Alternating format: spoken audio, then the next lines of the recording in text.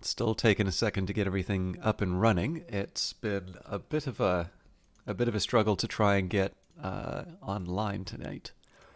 All right, stream is up. Quality settings are there. I'm gonna have to have a sip of coffee, which is probably not good given my sleeping problems. But it's been a day, and I suspect the rest of the week will be similar.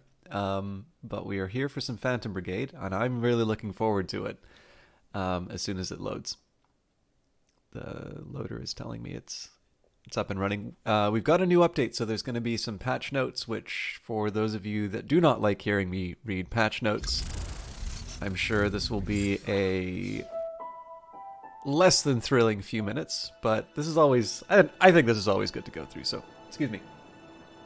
Early Access, welcome to the Brigade. We're excited for you to experience Phantom Brigade and to have you help shaping its development during its early access period. During the course of development, some aspects of the game might feel rough, sparse, or buggy. Every month we'll release a major update, which will include bug fixes, new features, and quality of life improvements for players. Excuse me. We appreciate your patience and feedback throughout this process as we work to deliver the most important features and fixes. From the main menu, check out our Early Access roadmap to see what's coming next for Phantom Brigade. Reach out to us via the Brace Yourself Games Discord community or read the latest patch notes for the latest changes and known issues. Thank you for joining us on this journey, and we look forward to making Phantom Brigade better and better with your help. Seizure warning. A very small percentage of people may experience a seizure when exposed to certain visual images, including flashing lights or visual patterns. These seizures may have a variety of symptoms, including lightheadedness, altered vision, eye or face twitching, jerking or shaking of arms and legs, disorientation, confusion, or momentary loss of awareness. Immediately stop playing and consult a doctor if you experience any of these symptoms. If you or any of your relatives have a history of seizures or epilepsy, it is recommended that you consult a doctor before playing, or of course, watch the stream. Hey, new logo. Alright, so, first things first. I have been given a key for this game from Brace Yourself Games for promotional purposes. This is, of course, the same as Industries of Titan, and I am a huge fan of both of these games. I hope the enthusiasm is still coming across every time I play the game. But, as always, it is important to disclose that stuff off the top, and I know sometimes I will say that deeper into like the patch notes and all of that, but let's get that done off the top.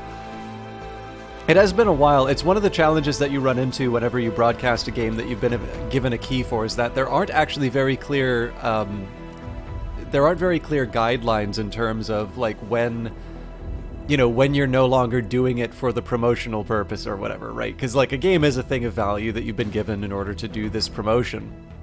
And, if you play, let's say 7 years go by, this game's out of early access, everybody who, has sort of heard of it has made their decision as to whether or not they're going to buy it. My continuing to play it, I've still been given a copy for promotional purposes. And it does seem that you probably should be disclosing that sort of thing, although I'm sure the severity of, not disclosing that is probably a little bit different than if the first day that, you stream it, you're talking about how wonderful the company is and how everybody should definitely buy it at full price before you've even played. But with that in mind, it's good to disclose. I would like to say that, I feel I've done my part in terms of like any obligation that I might feel, and I'm playing this game because I really enjoy it, but it's easy enough for me to disclose, and it's easy enough for you to decide whether or not that will be affecting your purchase decision. As is custom, let's take a look at the roadmap, and then we'll take a look at the patch notes. So we are in the June update, Arsenal 4, with beam weapons, energy weapon modules, new combat backgrounds, and iridescent liveries. Some of these look very cool. I didn't get a chance to see a lot of the Monday stream that Brace Yourself does, which actually maybe I'll take a minute to get a little more advertising in for those of you that like that sort of thing. There is a Brace Yourself Games Twitch channel. They do regular streams. They do a wonderful job of it. And they've been growing, so there's some more familiar faces. Some faces, some voices going sort of through rotation, which is always a shame, because like I always like seeing I always like seeing certain names either in chat or in the broadcasts and such. But it's always fun to see the new people as well. I'm getting a little bit better at being able to recognize voices and names and to be able to connect them with either people I see in my own chat or in the inside of the just generally around in the Discord and whatnot. And that's always fun because there's definitely a bunch of very cool people behind making these games. And more importantly, some of the people who don't necessarily have a lot of profile in terms of, a name that you'll always see inside of chat or a name that you'll always see on the broadcast. I'm thinking particularly along the lines of QA, who are doing, tons of hard work, but I always like to liken it to customer service. Like when you interact with QA, it's not always because the game's working well. It's because there's been a challenge, let's say. And I actually also learned, I think for some reason I had read, I believe it's Alexa's name as Patchy Perfect for some reason, despite the fact that there's no T in it. And I believe the revelation on Monday's stream is that it's Packy Perfect, as in Pachycephalosaurus, which I don't remember. I was always kind of an Ankylosaurus fan myself, but I believe Pachycephalosaurus is the headbutting one, which is an awesome dinosaur. And if that is in fact the origin of the name, that is super cool. So these are the important details that you learn as part of the as part of the participation in the Brace Yourself community. So you can check out that Twitch channel as well as join the Discord server, because particularly if you're trying to make a buying decision about the game in terms of sort of the overall state of the game and early access and such, the team's quite open, and particularly with Industries of Titan coming out in about a week on Steam, I've noticed that there's more and more talk about sort of the state of the game and how enjoyable it is. I, of course, think it's great, but it's nice to see more and more people say that they think this sort of stuff is great. I'm going to pause for some refreshment, and then we'll take a look at the release notes, and then we'll jump into the game. So I don't know if that was always like this, but it looks like the roadmap will always tell us the next month coming up. And then the longer-term future forecast. So in July, they also mentioned this on the Monday broadcast, that the focus is now sort of shifting towards the sort of the overworld, the campaign map. This doesn't necessarily imply that like combat is forever done and it's never going to be touched again, but I think not to put, obviously not to put words in the developer's mouth, but I think the impression that I got, hey, Night Valian, is this entire update is for a flashlight? Yep, that's really the one thing they added here. I think the impression that I got is that the campaign is one of the things that they would like to see built up a bit more before this game gets a Steam early access release. And reading between the lines in terms of just seeing where Industries of Titan is for its own release. By the way, I've always wondered if these trees are designed to look a little bit like a silhouette for a mech or not. But I suspect probably some of the decisions in terms of getting things built up is to get the game into a state where it's not done, obviously, coming out of early access is coming out of early access. But I have a feeling that being able to sort of raise the game up to a point where people are going to be more receptive to it coming into early access for Steam. Obviously, I'm assuming that will give a nice little influx of cash for developers, because clearly Steam is still the most dominant player. And of course, a bunch of new people to experience the game for the first time. So. For those of you wondering when it comes out on Steam, the answer is when it's ready to come out on Steam. But I have a feeling that some of these moves, some of the decisions in terms of which things to work on, is to basically make sure that some aspects of the game are certainly polished up, and that the game's in a better state for a type of audience that's really, let's face it, on Steam there's going to be a very demanding group that plays it. And I know, if you consider some of the bugs, even for Industries of Titan, if you consider some of the bugs that we'd run into during the game, had those been in there at the start of early access, I have a feeling that people would have had a very negative view of what the game was like. And that would have been a shame, because obviously it's a wonderful game. It's only ever gotten better. And even when it had some of the more severe bugs that I was running into, it was still a joy to play. But when you have these Steam level expectations with lots of potential other games to be playing, you may want to get some of that stuff worked out. So that is my speculation. Again, please do not brace yourself to what some over-enthusiastic fan is talking about, but I have a feeling that that's going to be one consideration in the background in terms of where things are going.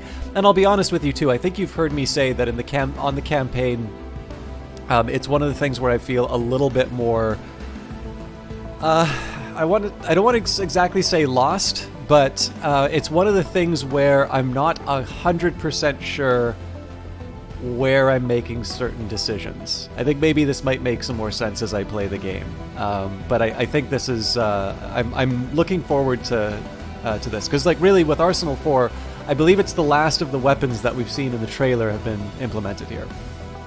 But last but not least, I am going to open the URL for the patch notes. I don't believe this opens within a browser, so I'm going to see if I can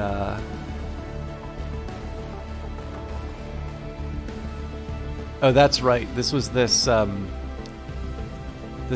cache business on the website. I will have this up and running in just a moment.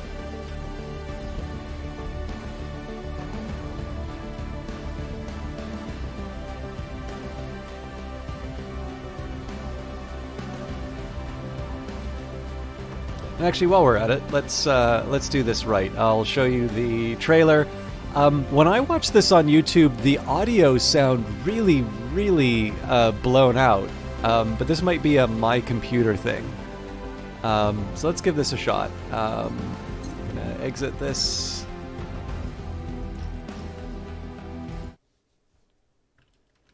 All right. Hopefully, I don't have anything appalling in my browser windows.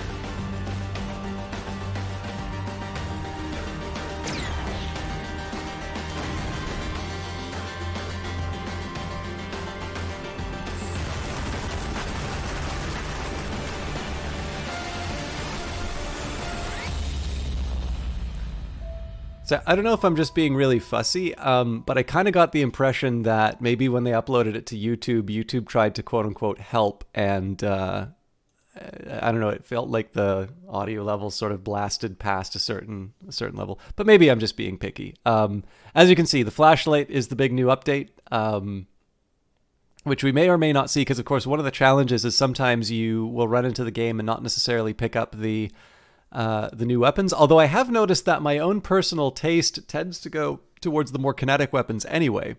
But that doesn't mean that I'm not going to try some of the new stuff as it comes up, because we've also got a big minigun.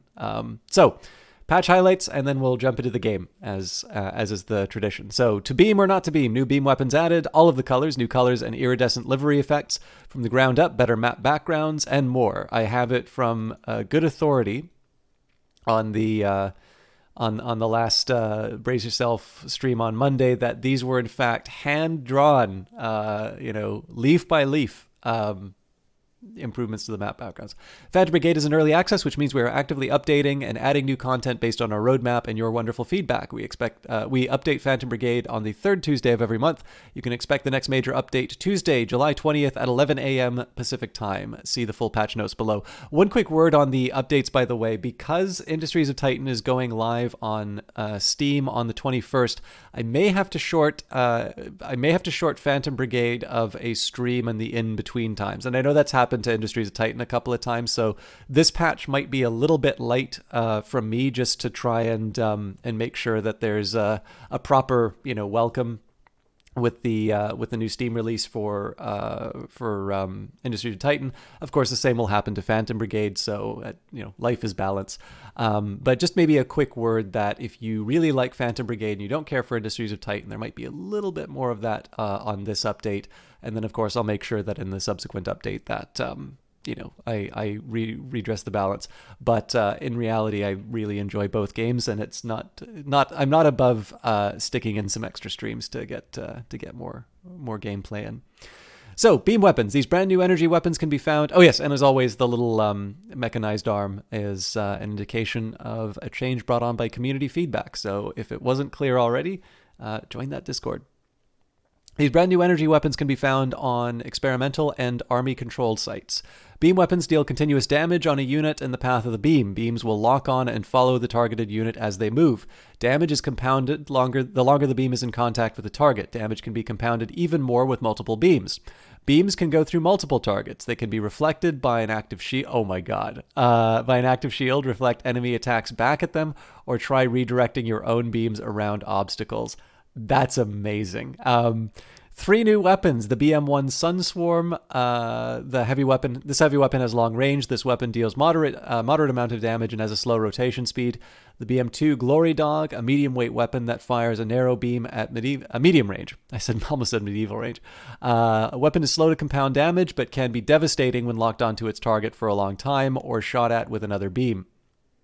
BM3 Alpenglow. Beam weapon that has a short range, average beam width, and deals thermal damage. This weapon has a short action duration and heat cost, allowing it to be fired a couple of times in a row.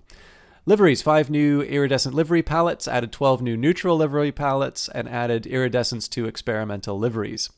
Map backgrounds added. I wonder if what they talk about experimental liveries, if that's the experimental branch, because I've actually not been playing that much, and I feel like I should probably switch into that at some point. Maybe after I finish one main campaign. I can start going into the wilds of the experimental builds. Map backgrounds. Added backgrounds to all combat maps. Hills, trees, roads, railways can now be seen beyond the border of all maps. Added wider road sets to combat maps and adjusted the width of existing roads.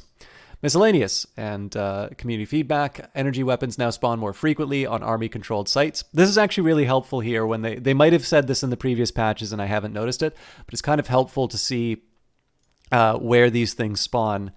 And I actually noticed that when I visited another stream, people were talking about how difficult it was to find certain types of weapons. And there's definitely a pattern in the background of the game in terms of deciding when and where certain things will come up. But I will confess, I actually do not know it that well. And so I think this is one of the things that will be a little bit clearer as the overworld comes in. But I'll be honest with you too, to have the combat developed as it is, I think is the right choice. This game is super fun to run in and sort of blow up a base with. And so I like to liken it between XCOM, to compare it to XCOM. If you think of how you describe XCOM to your friends, and if you want to talk about that game experience, that sort of driving, actually, I guess we can put the game music back on. If you want to talk about the thing that's driving your experience of XCOM, the thing that you're talking to your friends about, or the things that really get you excited about XCOM, generally you are talking about what happened in the tactical part of the game. That doesn't mean that the strategic map isn't relevant, right? There's the Doom tracker. You can talk about how you had to take a difficult mission to make sure that the tracker didn't come through, or that the tracker didn't get to the critical values. But generally, when you want to talk about your favorite moments in the game, they're things that happened inside of the tactical map. And so because we've got a really great tactical experience in the game now, we can start working, well, sorry, we're not going to work on it, but they can start working on the strategic part of the game. And maybe some of those things that you were feeling, those things that you wanted and never were able to articulate, those will probably start showing up. Anyways, so I will take an eye out for army-controlled sites, although I will admit that I've generally been, I've been kind of a more kinetic user in general, and I sort of feel like it's maybe partly familiarity, but also just because I think the current energy weapons I have don't quite mix with my current loadouts. So one thing I want to start doing is maybe build out some alternative mechs to see if we can try some different approaches. Added new energy weapon visuals for plasma launchers, plasma repeaters, railgun repeaters, and railgun splitters. Units moving slower than 8 meters a second will use jetpacks to jump. It's now possible to equip melee sidearms as primary weapons. Oh, that's cool. Updated the Phantom Brigade logo on the main menu, and another community feedback, improved unit markers to highlight units better when the camera is far away. There's a bunch of issue fixes here, and of course that doesn't mean that these are not relevant, but I am also conscious of the fact that it's been about 20 minutes since I started the stream, so I'm going to have another sip of coffee. We will load up the stream. Wow, has it really been since May 19th? It's been a month since I've played this. That's shameful. But we're really looking forward to this, because I like this game a lot.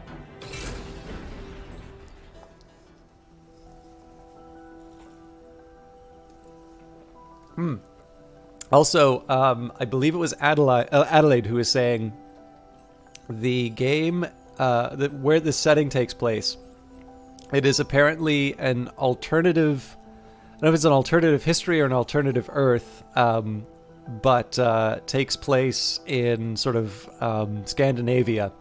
So my headcanon for this, headcanon sounds like something that's going to get added in a future patch, but no, my headcanon for this game now is that IKEA actually became a defense contractor, and that they have made affordable and do-it-yourself military hardware, which is why the mechs are upgradable the way that they are.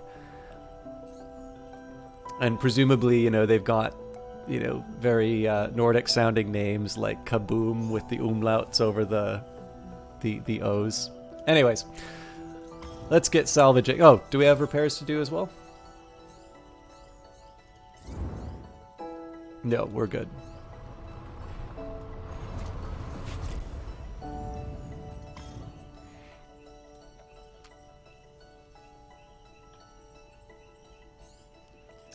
Onto the War Memorial, and then we're going to take what might be the last province before we go on the capital.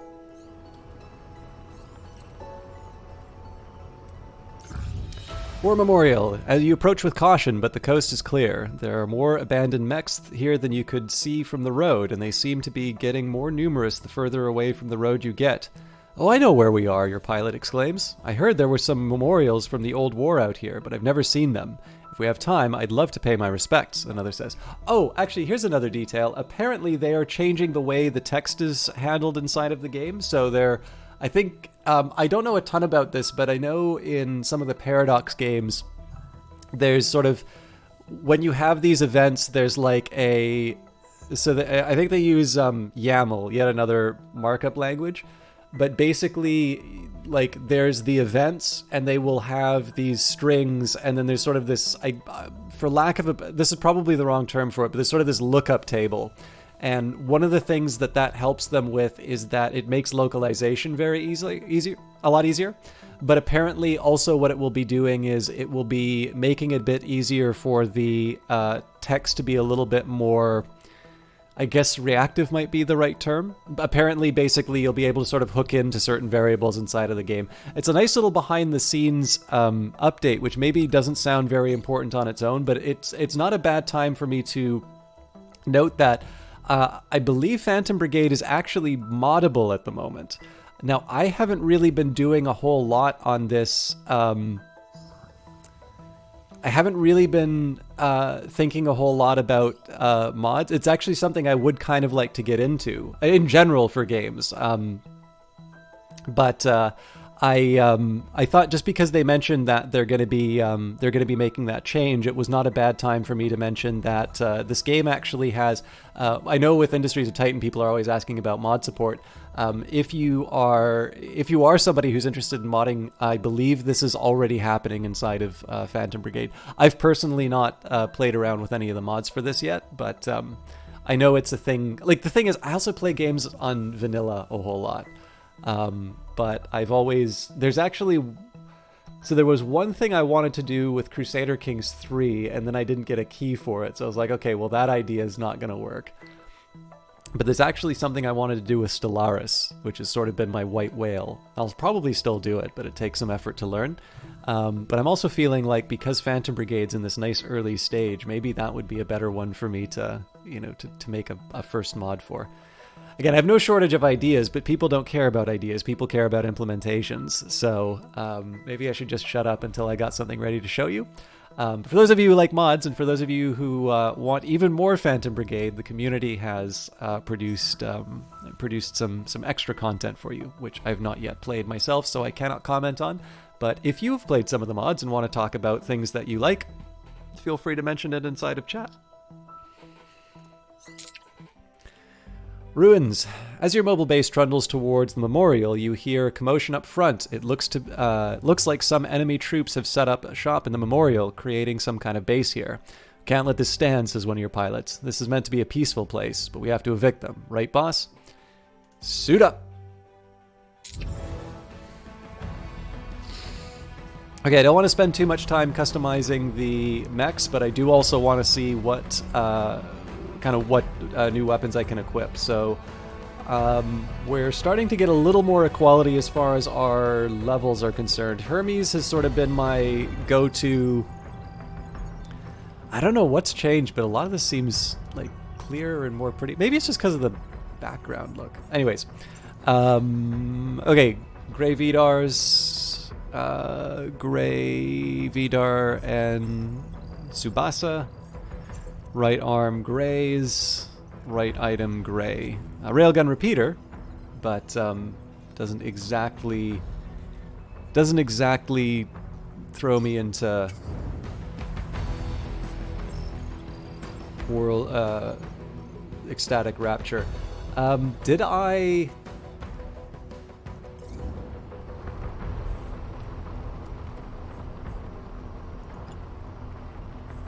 Yes. I did make the Magnus. Maybe we can try some of these iridescent livery. I'm assuming this is because I'm on a 1440 resolution.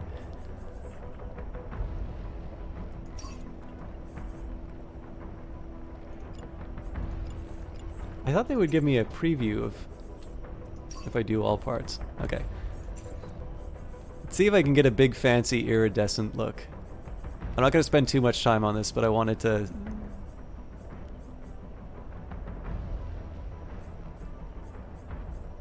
Ooh, that would look kind of neat.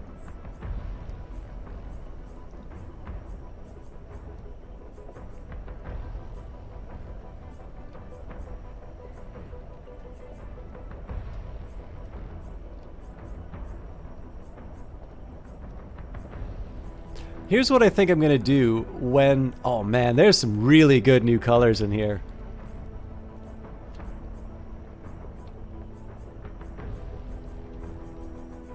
Okay, I think what we're going to do when we take the capital... I'm not going to retire, but I basically... The old units are going to...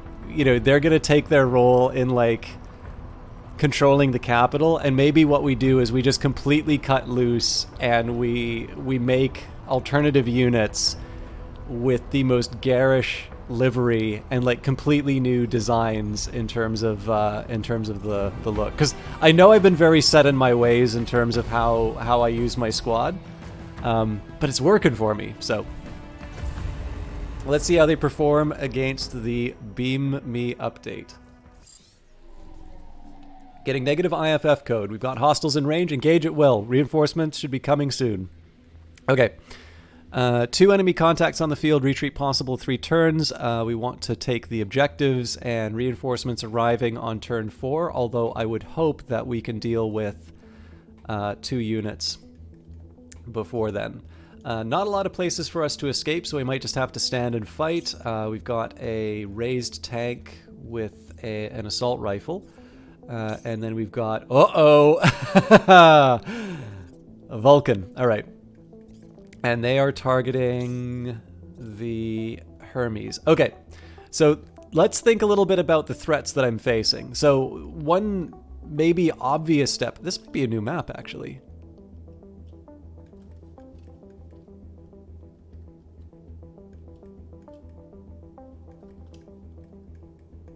If it's not a new map, then the new updates they've done to the terrain and such, which, by the way, like, look at this. This game is beautiful. Oh, this is actually a really nice touch.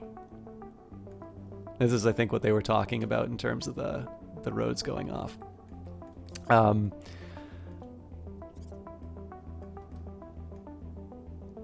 So I got a couple of options as far as how this...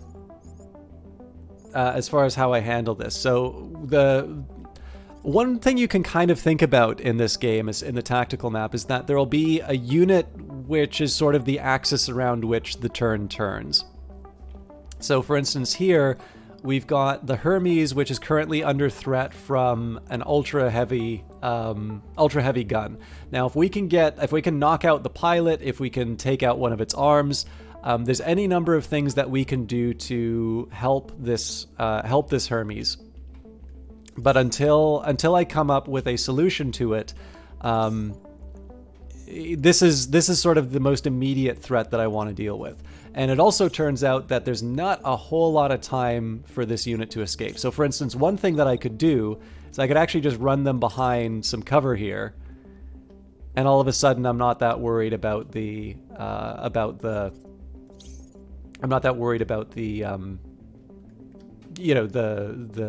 bullet.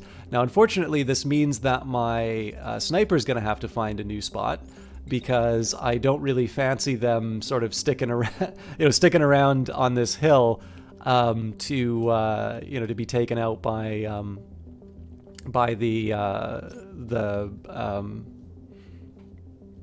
minigun. Actually, also, it looks like the tank's going to be targeting them. So one thing I might be able to do because of my speed, so I might be able to send them to take care of an objective. All right, so it does look like they're being targeted by the tank. So one thing that might work for me, if I jet and then run around the edge like this, yeah, I give them the slip, and I can probably lob some rockets on my way out.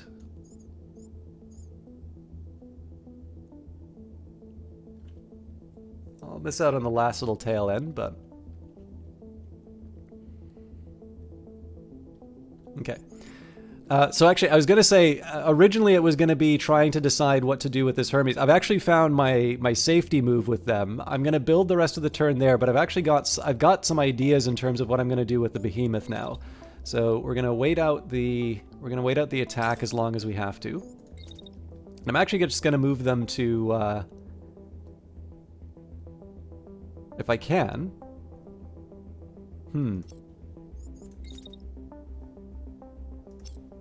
Well, that's a little surprising.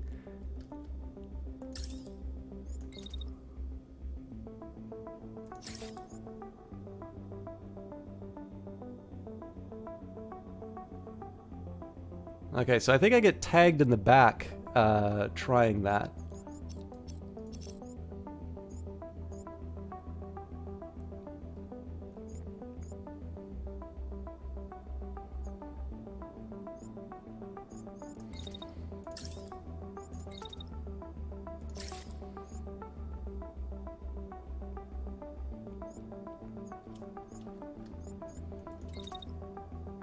I think I'm going to risk it.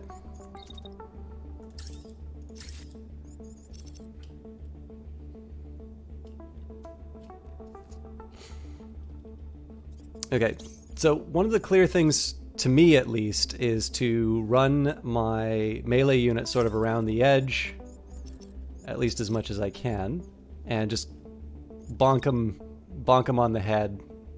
Oh wow. I wasn't expecting to take that much effort to get to the bad guy. So gotta make sure I don't collide with my own unit.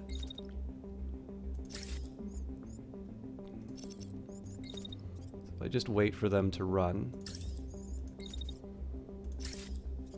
That's a more direct approach. And I'd love to come up from behind, but I gotta confess, this might miss. So rather than run the risk. See, what would be beautiful is if I could try and get like both of them in one swing.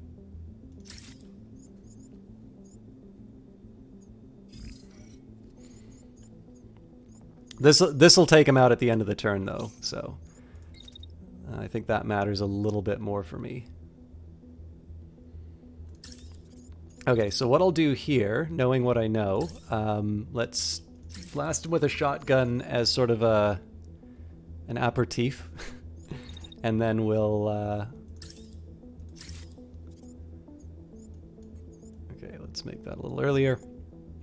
So again, we'll run in, we'll hit him with a shotgun just for a starter, and then we'll turn our attentions to the tank as they move in. So what I had been hoping for was that the Hermes would be able, like we'd hit this unit a lot sooner, and the Hermes would be able to get out from danger in order to do a little bit more on its turn. It seems to me I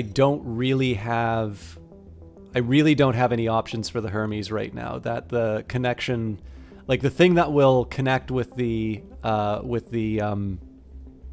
heavy weapon, that's going to happen at the end of the turn. So the Hermes is just going to be suppressed behind the rock for the start. But again, it's only 2 enemy units, so I'm not that worried about it. Kodiak Samurai, how you doing? It's always a delight to see you here. I can't remember if you've seen me play Phantom Brigade before. If not, you are in for a treat because we're going to do this in slow motion. Let's say we're gonna focus on the start of the turn with the Hermes running behind cover as the heavy's ready to start, and then we know that it'll be a shotgun followed by a melee strike. So once before and you loved it? Excellent. All right. So just got a new update. So.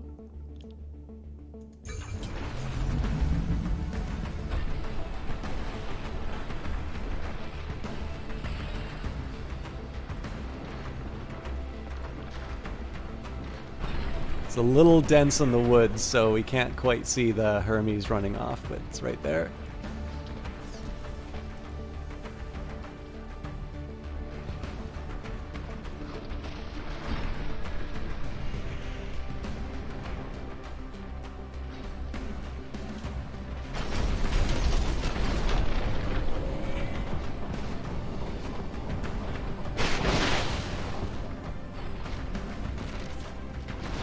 Oh, looks like I didn't properly estimate what the cover would be offering. This is gonna hurt. Okay, so I kind of want to see if this unit gets tagged. So it's starting to hit meat.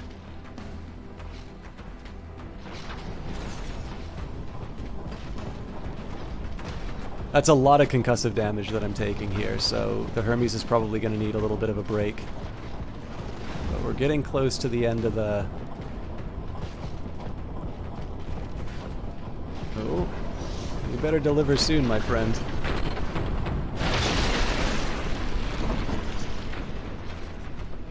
Just before the Hermes... Oh, pilot knocked out.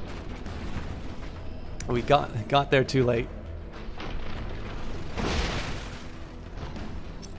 Okay, lesson learned. Even behind cover, that was almost enough to completely take out that unit. So good news is we don't need to worry about this anymore. We took out its arm. The rest of the round really is just going to be us cleaning up this this enemy unit here. So looks like they're going to be colliding with me right away. So we can play pinball.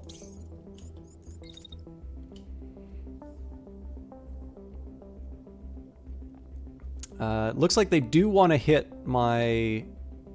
Does look like they want to hit my... Oh no, but we're going to collide with them right away, so I'm going to ignore them and just jetpack down to the objective. Hopefully, anyway.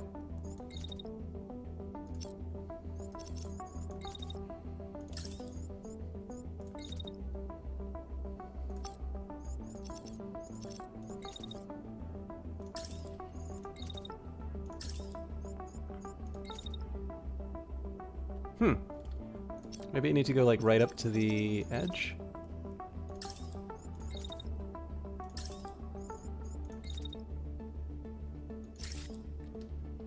Okay, so let's just make sure the timings work out. Yeah, so we crash with this before... So the behemoth gets where it needs to go. And as a parting gift,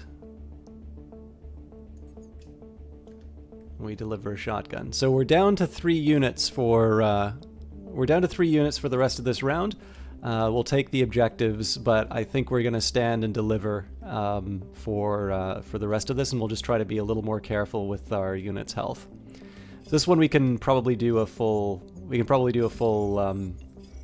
speed turn here. I don't think anybody's colliding with anything, or we don't need to worry about the rest of the main action's going to be with the lance.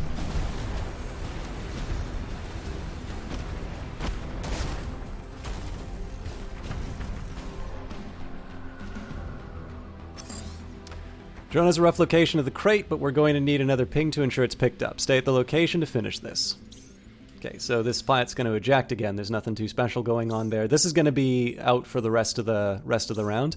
So the question now is, where do I want to take my lance? I kind of feel like standing on high ground is going to be our best bet. The lance is the slowest moving out of them.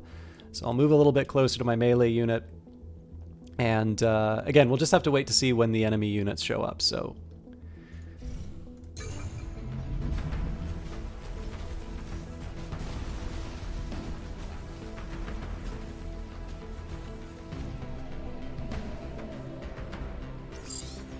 command of the base is circled around to the perimeter, and we're ready to pick the squad up if needed. The enemy will hold the site if you do so.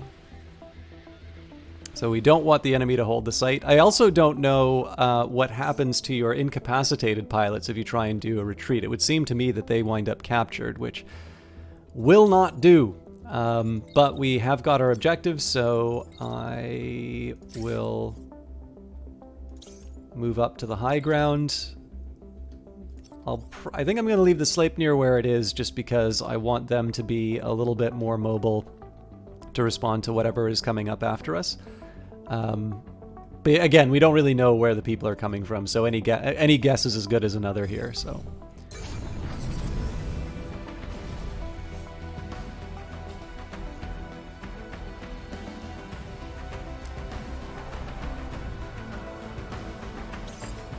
CR2 on the field. What's taking you so long? Here, surround them and finish them off. Okay, 2 new contacts on the field. Obviously retreat is possible, but we're not going to do that. And let's just see where the bad guys are. Okay, so we've got... I don't believe this is a raised tank. And we've got another mech coming after us. So turns out that the spot for the Sleipnir was the right call. Sadly, I don't quite have what it takes to jetpack up, but how much you want to bet? Yep.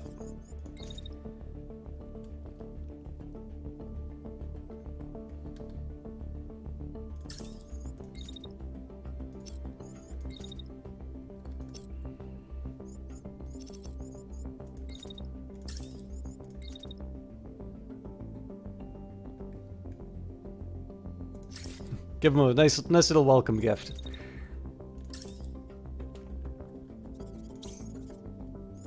So I'll get the sniper in position to make the most of their...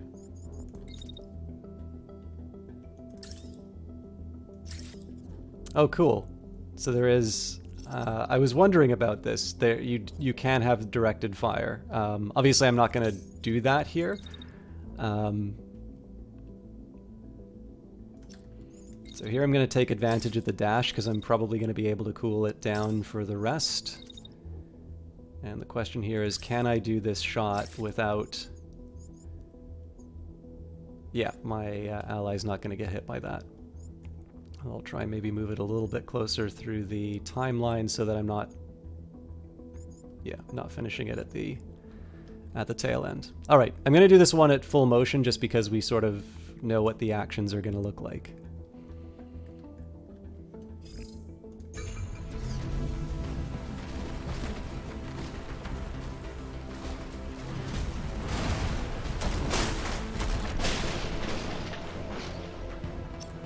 That's kind of interesting. It looks like it hits the ground. So this thing's already knocked out. Oh, that had a beam weapon. So sadly, we won't get to see that in action. This is a marksman rifle, so we're not too worried about them. They are going to be firing with a handgun, though. So it seems to me I've got the easiest option in the world as far as the... as far as my...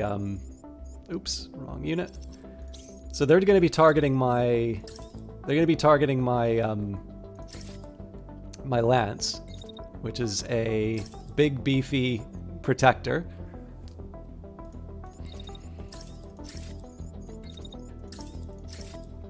I can even pop off a shotgun partway through, but obviously what I want to do where I can is just take advantage of my melee unit.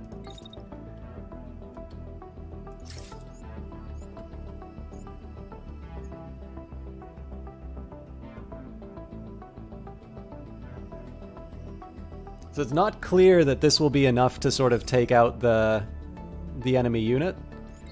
But what I will do is I'll just get into position for a follow-up.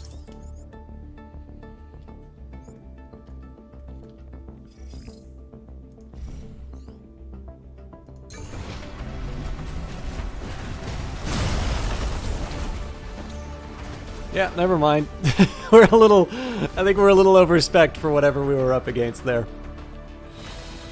So it's a shame that one of our units was incapacitated off of that heavy, but that's probably good. It's probably just as well that we find out in a fairly low risk setting, so we can prepare accordingly. So if you think about it, right, the enemy was a lot more efficient in terms of its damage than we were. They did 514 damage, but they successfully took out one of our pilots, whereas it took us 4,082 to take out 4 of their units. So that's about 1,000 damage to take out each pilot. So 46 actions planned, 822 meters traveled, 1 unit destroyed, no parts detected on site, 89 supplies. Tsubasa, Blackbird, Glory Dot. So this is one of the beam weapons. When it's gray, it doesn't necessarily excite me. I'm curious what the...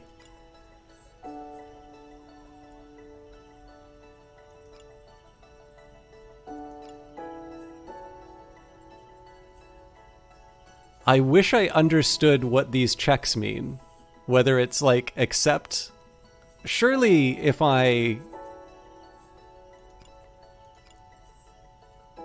Your short-range inventory scan displays the available intel about salvageable or stored equipment and supplies in the target area. Performing scans on enemy units can reveal your position, so weapons and armor installed on live units cannot be scanned. I wish I understood what this checkbox means.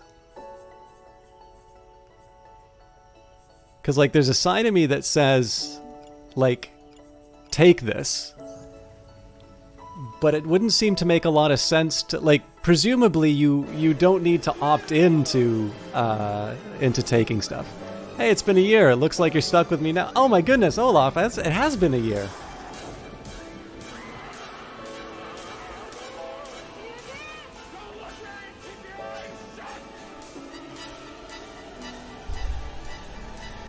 Tell you what, I'm going to take a minute here, because I bet this is going to be in the patch notes from the previous... Because I think this was added in the previous patch. Oh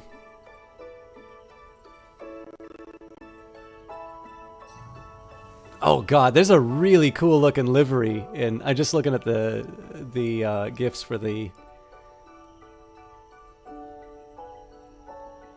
Oh, here we go. Okay, improved armor weapon UI. Dismantle multiple items at once. Selecting the name will select a single part. Selecting the checkbox will select multiple. Then use the context menu to dismantle that selection.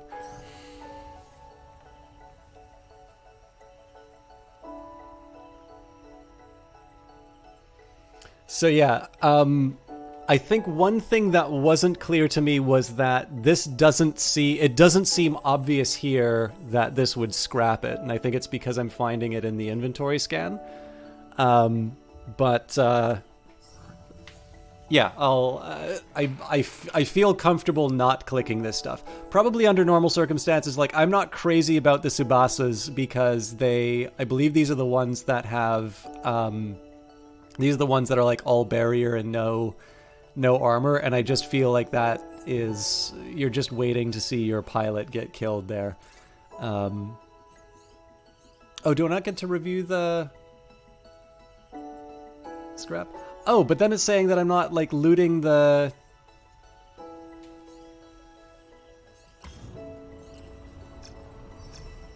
Huh.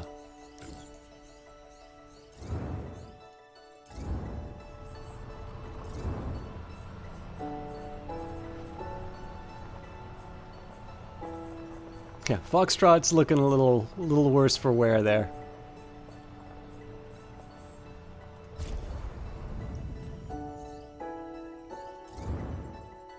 Okay, so let's take a look at this. Because if I missed out on a chance to get a cool new weapon...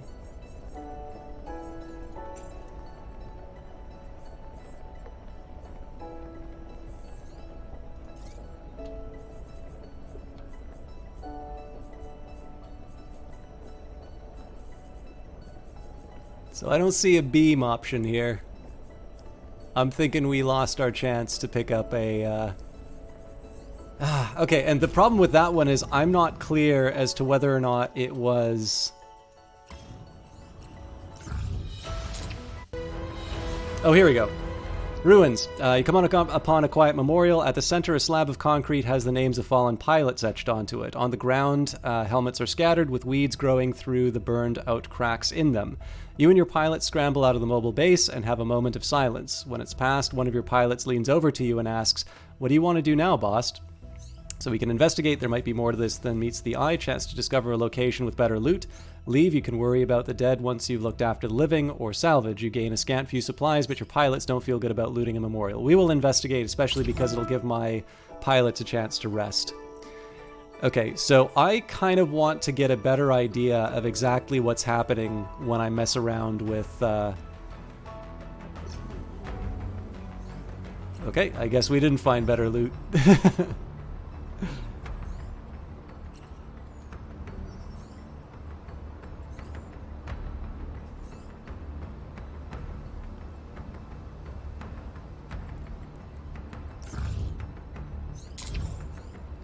Okay, so let's pause. Let's think about the approach that we're going to take. So this is the last of sort of the adjacent provinces to the capital district.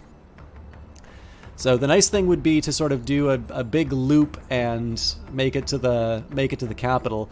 I could try and start with this outpost. So outpost, army base, city, outpost, factory, and then we finish with the outpost and move to the capital city. Or I start with this outpost and then we have a longer period of time between the factory and the capital city. I think I'm going to opt for this loop just because we'll probably liberate the province and get the get sort of the stamina recovery earlier than when we take this outpost back. But I don't know, and I mean I don't have that elaborate of a strategy for it. But the hope is that we'll take this and then we'll be able to take the capital city, and I'll either find out why there are, you know, higher level sections when the capital city seems to be the main objective, or it could be that all of these other sections are something for later, and then I'll have to decide what I'm doing with the playthrough.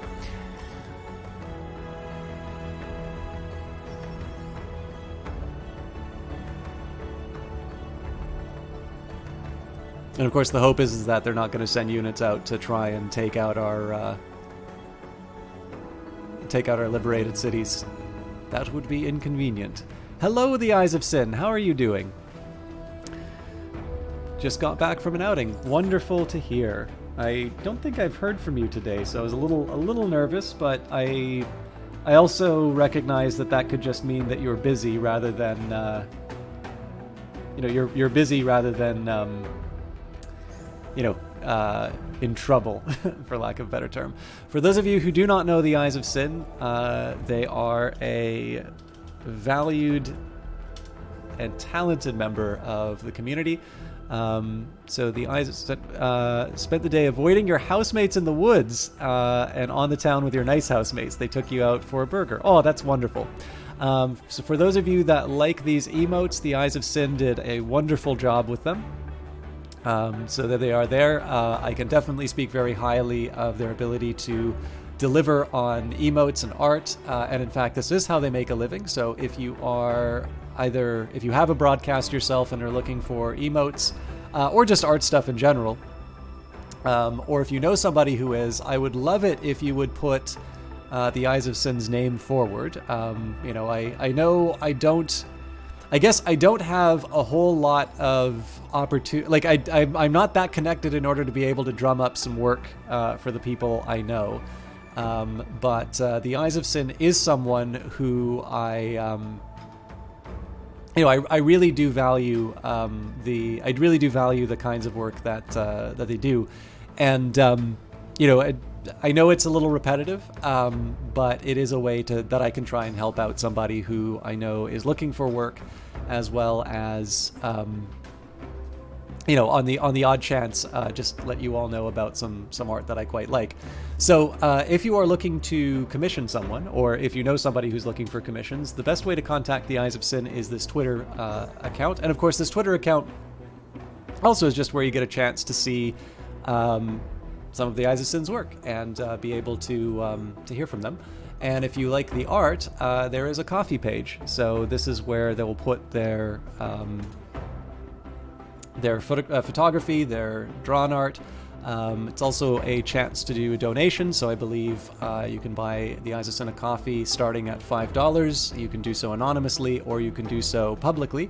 That would mean a lot for me, because like I said, the art, the photography, the voice acting work is the way that they currently make their money. I should actually maybe mention that I believe Eyes of Sin is looking for a little bit more stable work, so if you happen to know of employment opportunities, I'm sure that would not go amiss either, but I realize that's an even further sort of stretch. But on top of that, if you like the art, I do like shouting out that coffee page, just because there is the opportunity to support the art if you have the means and the interest in doing so. But if you'd like to see some of the Eyes of Sin's older work, you can also check out Sin Scribbles, which is a Tumblr account. Doesn't have the most up-to-date work, but it is another batch of things. In fact, I think it does a really good job of showing the Eyes of Sin's ability to do pixel art. And there's a few emotes there. There's actually some really good ones. Although, of course, they're all really good.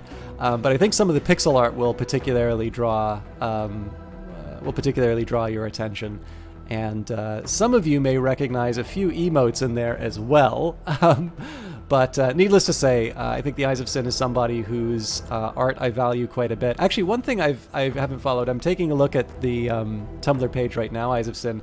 I know you tend to do a lot of sort of emote and... you tend to do a lot more emote and pixel art lately, but I don't know if you've done some of your more traditional works. I was just taking a look at sort of the weeping dinosaur and kind of the drooling salamander, I think. I don't know if you've done anything like that recently, because I think that also looks really nice, and I don't know if you've not quite been in the mood for that, or if there hasn't been a call for it, but I don't know. I feel I'd like to see what you've been working on lately, if you're so inclined. Anyways, sorry. That's me just kind of abusing my position as the streamer to be able to shout out a friend, but also to try and get a chance to peek at some of the work happening behind the scenes. And of course, I did shout out the Twitch page because while the Eyes of Sin doesn't necessarily do a lot of streams, I think it is also a nice chance whenever they do stream. And of course, for broadcasts like that, it's less likely that you're going to be able to experience them if you're not following them, because obviously it's really the notifications that are going to bring you. I try to be as consistent as I can. I know I have that 1 hour starting time. But for someone like the Eyes of Sin who kind of streams when there are opportunities, the only way you're really going to know is by getting the alerts. So hopefully those of you that are interested will follow and get a chance to see. All right, let's take the outpost. Assault. You can attempt to gain control of this structure by mounting an assault with your squad. So we'll suit up. So the Hermes is looking in rough shape. I'm going to just do the edit unit again to see. I guess there's really...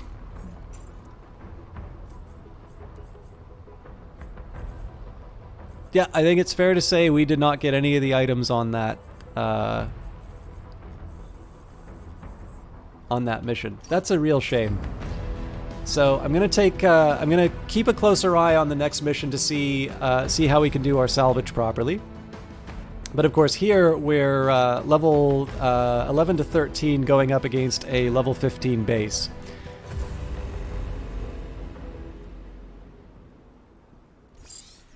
Rebel units in range, engaging. Requesting backup. So 6 contacts on the field, reinforcements arriving on turn 2.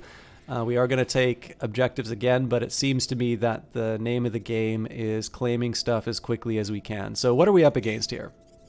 There's a marksman with a submachine gun.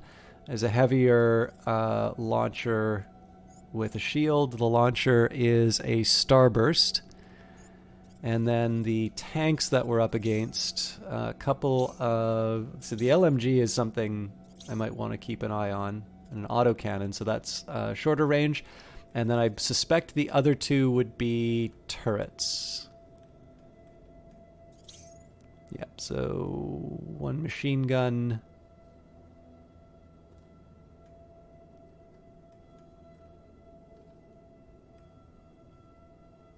Am I missing something here?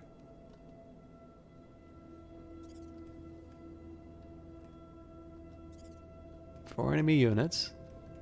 5 with the turret.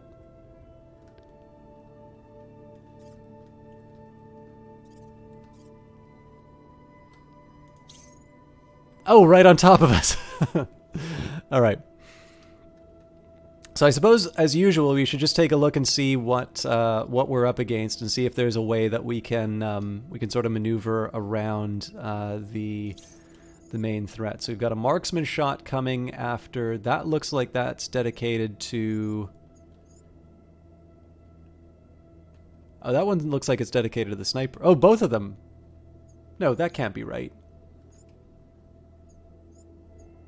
Nope, both of those are dedicated to the sniper. So who is it that's targeting the...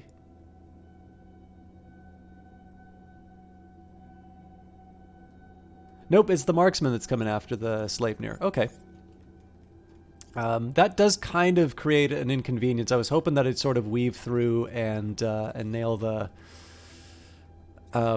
missile launcher right away. So one question I have is if I can get away with a quick snipe.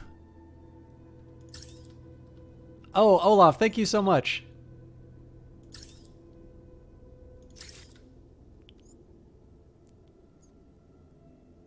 All right, we do that, but then everybody hits us.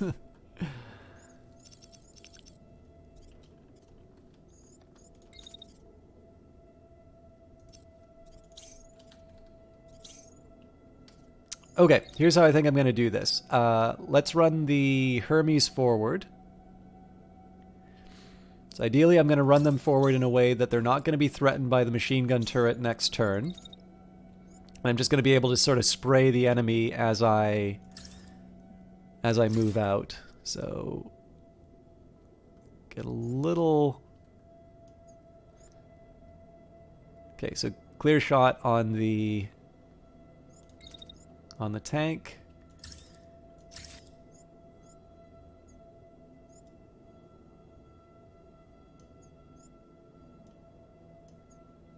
basically I want to try and make the most of my shots if I can. Okay, that makes me too hot. Okay, so well, again, this is just kind of a little bit of chip damage off the top. Nothing dramatic, but now this is going to be pretty tasty when we get in range. So we'll end the turn with a shotgun shot. And it may be that I just throw the shield up and barrel through these guys.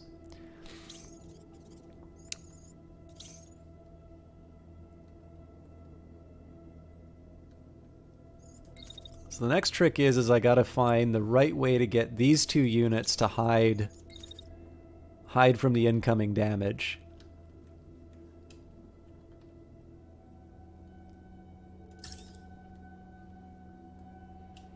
So there's a rocket coming after me.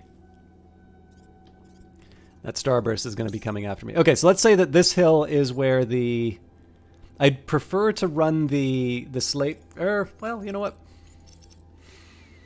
I'm just trying to find the good hiding spot for the Sleipnir. So I suppose one thing I could try would be to just run here.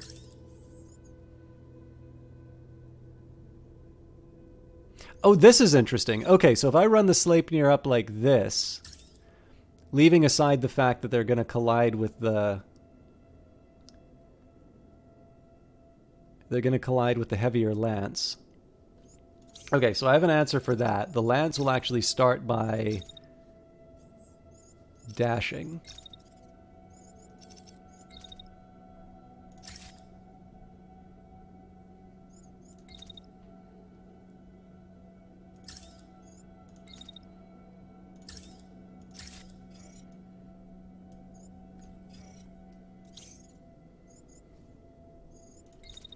So again, the aim here is to try and get the Sleipnir in as soon as possible to start messing with the enemy. Okay, so I'm going to be a bit exposed at the end of this turn, but I'm also going to have options in terms of escape. Okay, so what that does for me is that opens up the hiding spot for the behemoth. So I don't think anything... Yeah, nothing really comes into range. So we're just going to sit and wait for the attacks to finish. Now, it's worth remembering that at this moment there are missiles coming towards me. I think here I'm just going to be really brave. How is that even possible?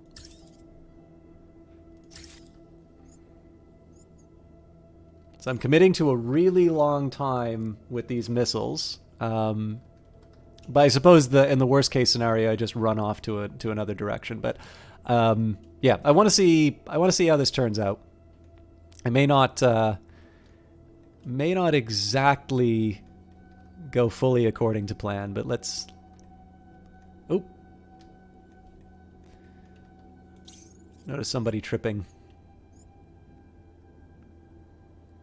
Well, that won't do.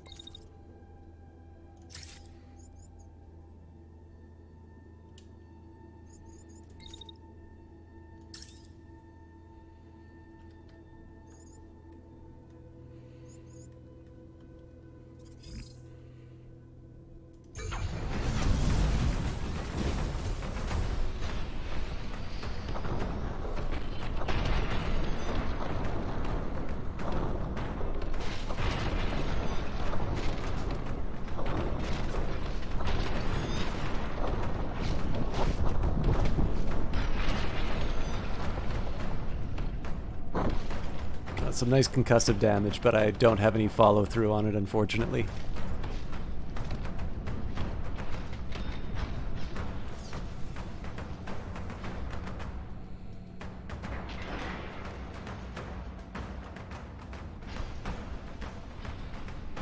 So, some more on the LMG.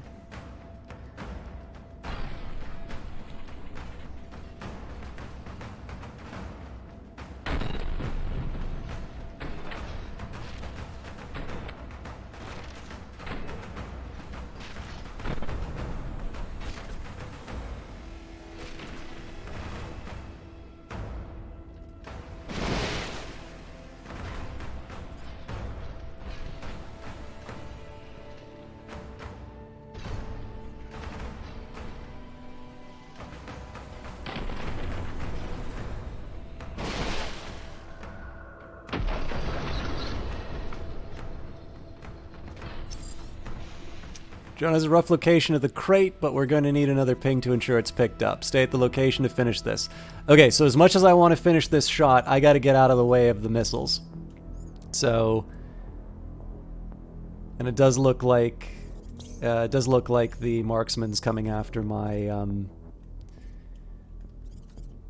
Now, the one drawback here is because I'm firing, I don't believe I'm going to be able to do the dash properly. So I'm actually going to run behind the hill here.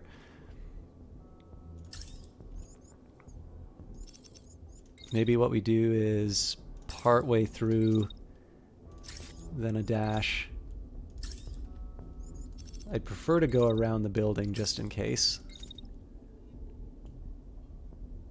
Oh, and this is nice. So it looks like they're going to be trying to shoot through a hill.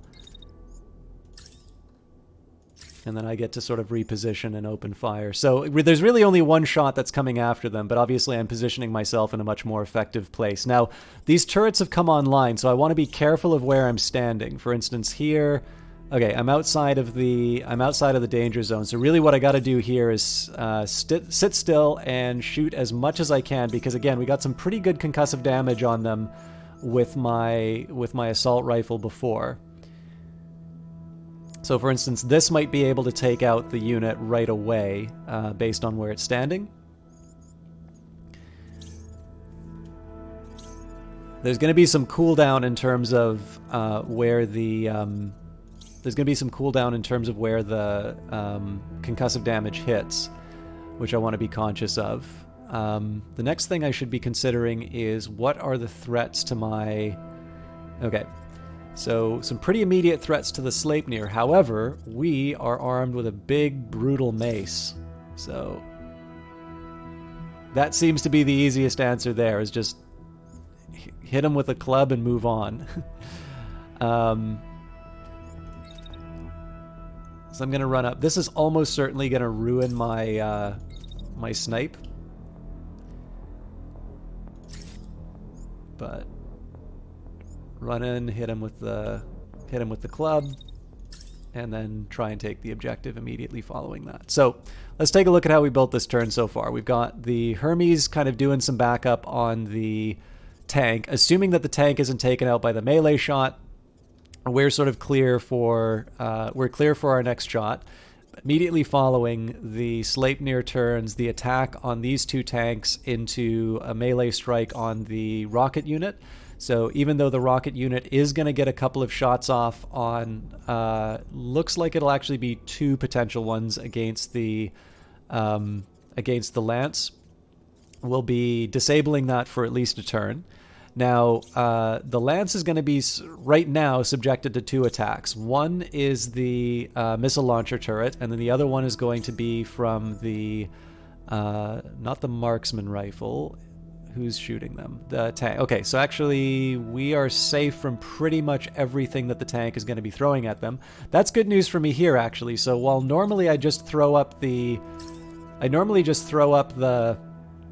shield and call it a day, what I'm actually going to do here is move to this cover here, because as soon as they start lobbing missiles at me, I just need to hide behind a building like a very brave person, and I'm sort of safe.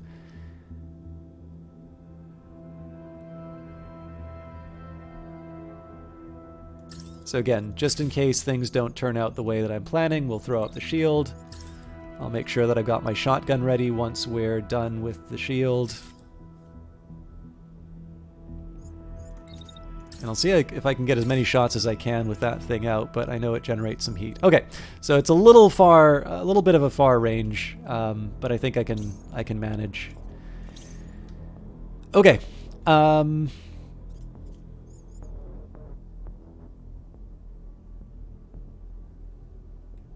So I think the next roll here is just to see what opportunities are open with my assault rifle.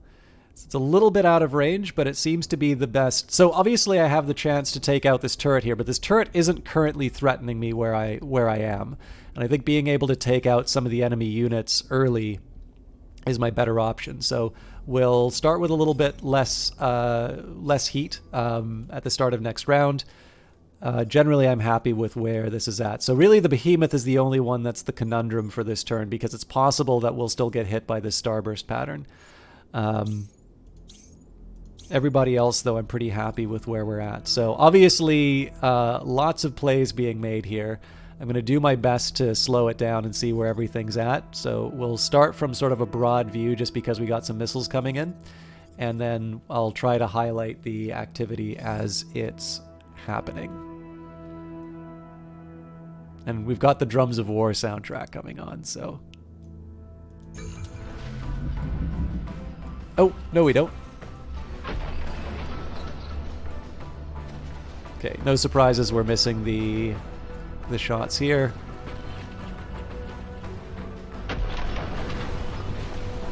Okay, we hit one, but maybe not the other. Nope, that's an active two. And looks like we did give the missiles the slip.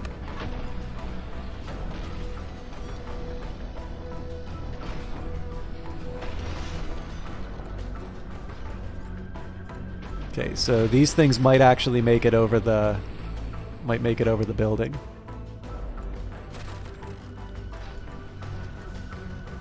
And actually, it looks like we did get hit by a few of those. Or no, maybe it was the... Oh, we lost our left arm, actually.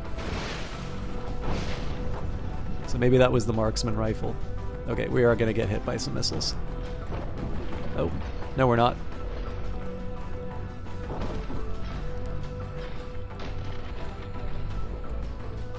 Sorry, I missed like all the best shots, but this one will be glorious.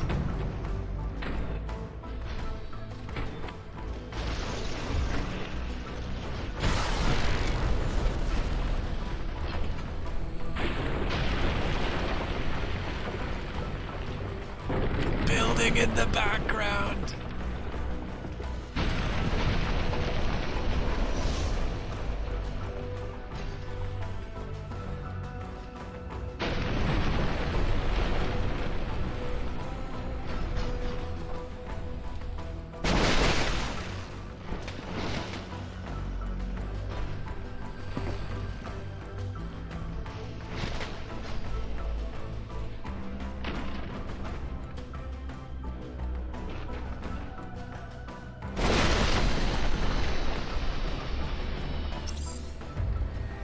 Decelerating. Let's flank and finish them off. Okay, so again, I'm not 100% sure where the left arm got lost, but that is a shame. I'm gonna make a guess here that it was the marksman rifle that did that rather than the missiles, because it looked like the missiles missed. This unit is not yet taken out. It's a big, heavy fellow, but let's face it, it's always awesome to hit somebody with melee in this game and see them smash into a building like that. Tanks are down. I didn't get a read on how many new units are in the area, but it looks like we've got one tank and one heavy unit. It actually looks like it's packing a missile launcher, so I want to be pretty cautious about that given the general state of play. The big question to me is, can I afford to run the Sleipnir up in a... so there's one move that I can do, which is just this big, bold move across the map to try and greet him with a big whack with my mace. The catch is that I don't actually think I'm going to be... if you look at it, most of my move is already covering this distance here. And I think probably taking the objective is a slightly higher priority for me right now. The other alternative, so that's going to make them come towards me. Now, the thing is, because they have a missile launcher, I'm kind of doing their job for them. I'm going to have to react to them opening fire on us later. But I think the reason why I'm going to hold on to this strategy is we still have an active enemy unit on the board right now. And I do have a unit that is rather bad. Sorry, two active enemy units. But generally we've got some damaged units and we haven't actually dealt with what's on our plate right now. So I think probably for the time being, the best option is just to clean up what's in the area.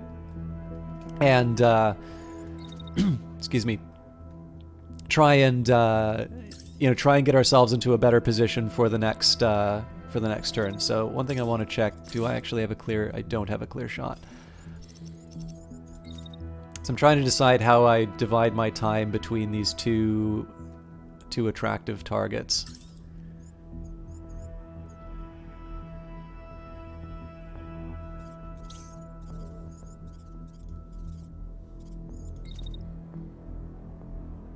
That puts me in danger.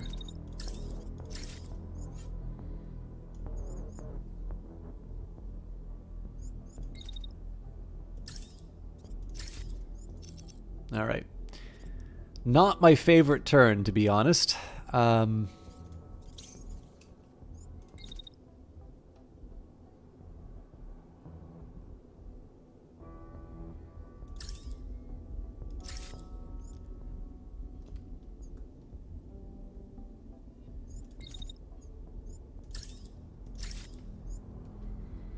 At this point, I think we're just going to stand and do as much long-range fire on this unit. So we're ignoring the turrets, mostly to my detriment, really. But they are sort of they're the lesser of the threats I'm facing right now. So I suppose the question would be, how much faith do I want to put in the shotgun to taking this thing out? I think I'll get an insurance policy. And then the rest is going to be, well, actually the rest is going to be waiting because we don't have the heat to be able to manage.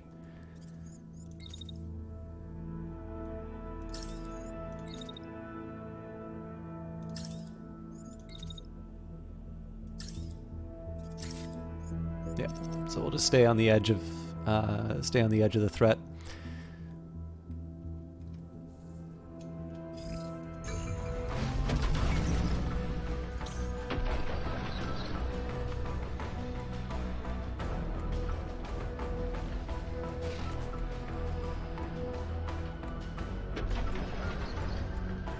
I should have paid attention to the shield. They might be ignoring the rest of the damage that comes after them.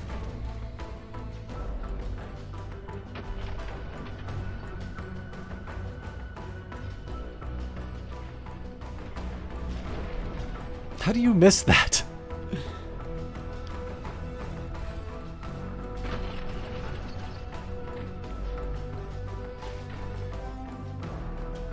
Alright, looks like they're pointing that towards the shotgun.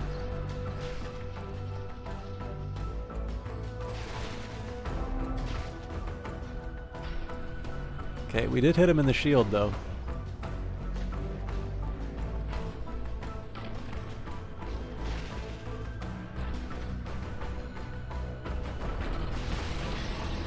Alright, so they're down. It was unnecessary for me to use the assault rifle that way, but we didn't know that at the time.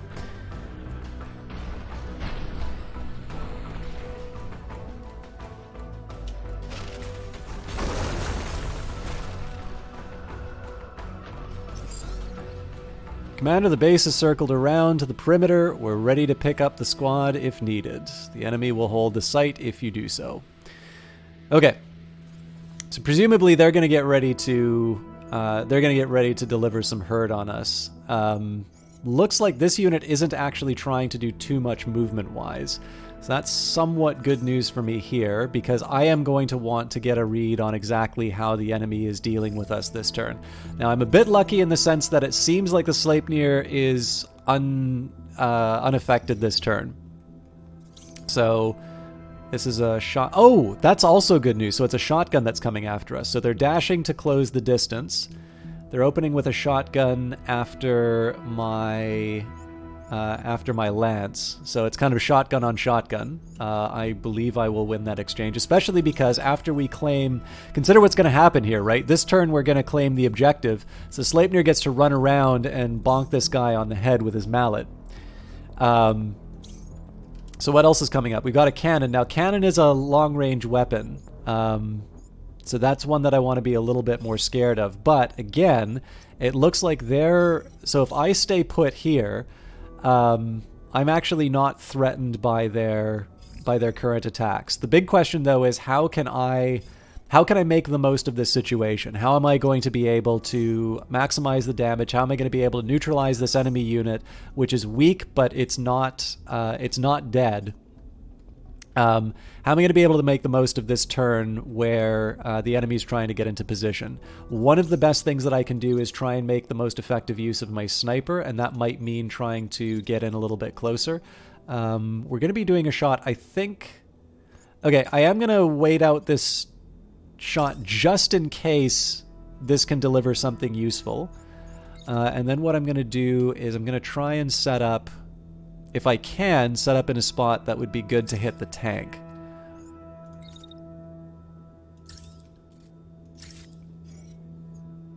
It is, but it's breaking that rule. No, this is not a good spot to hit the tank. But I bet you this one is.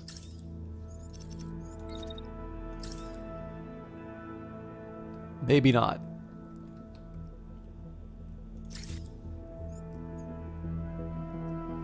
Drat.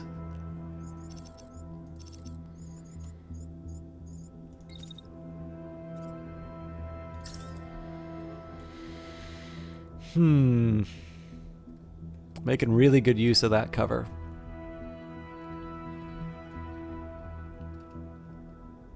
So the thing I need to remember is I don't have that much to fear from the shotgun as long as I have some distance. So maybe what I do is I actually set up the way that I did before, but in this case my target becomes the shotgunner. Now the problem is that this is not a great sniping shot, right? They're sort of moving right to left in my view, and so it's more likely I'm going to miss the shot. But again, given that I've already lost my left arm, I want to be a little bit more conservative with my unit. The other thing I can do, of course, is start taking out the turrets. I am going to need to take them out at some point, but it just seems to me that there are better things that I can do with my units in the meantime. So I'm going to set up for a shotgun here.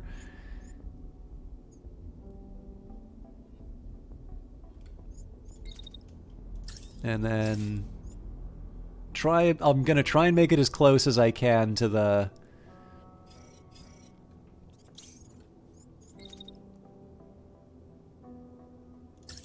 As close... I want to try and make it as close to the other one just so that it'll give me a chance to cool down for the rest of the turn. Now what I'm doing here is I'm setting this unit up so that it's they're sort of looking at him head on.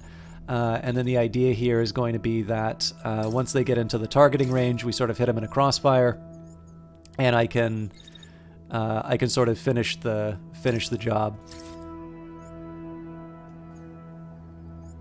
Okay, so we stay put, and then any surplus time that I have should be dedicated on those turrets. Silvo7, thank you very much for the subscription. I don't think I've said hi to you in chat yet, but I am glad you are... I am glad you are subsidizing everybody's entertainment, as I'm fond of saying in other chats. Okay, so let's move up. I don't think... Yeah, it's not very realistic to think that we'll get an extra shot on the turret, so maybe... Okay, under normal circumstances, I would try and run into, like, within this circle as far as the turret goes, because clearly the majority of the action is going to be in this middle area here. Sorry, just 1 second.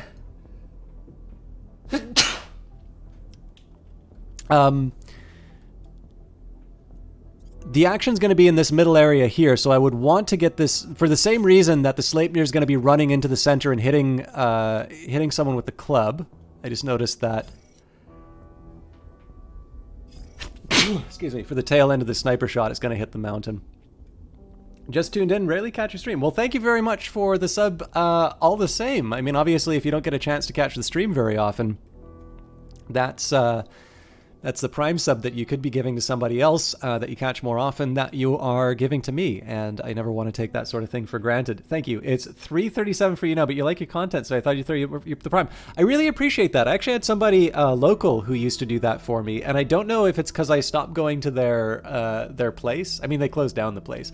Or they just wanted to be a little bit more even with it. But, you know, I appreciate the show of support like that because ever since Twitch introduced the affiliate program, the revenue sort of fell off a cliff. Now, I don't do this for the money, but I did sort of upgrade my internet for that. So I never want to be too, like beggy as far as the sub thing is concerned. And obviously there's a lot of people who have been very generous with their support.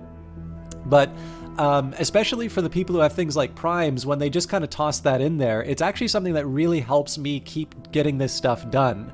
And obviously I'm taking the time to talk about it now because I want to sort of give you an idea in terms of what that means to me. It's actually something that in very practical terms helps me, and for some people, especially if they're not using those primes for other things, it's a nice little mix in terms of something that they're able to give without any added cost to themselves that winds up helping me kind of maintain the broadcast as it is.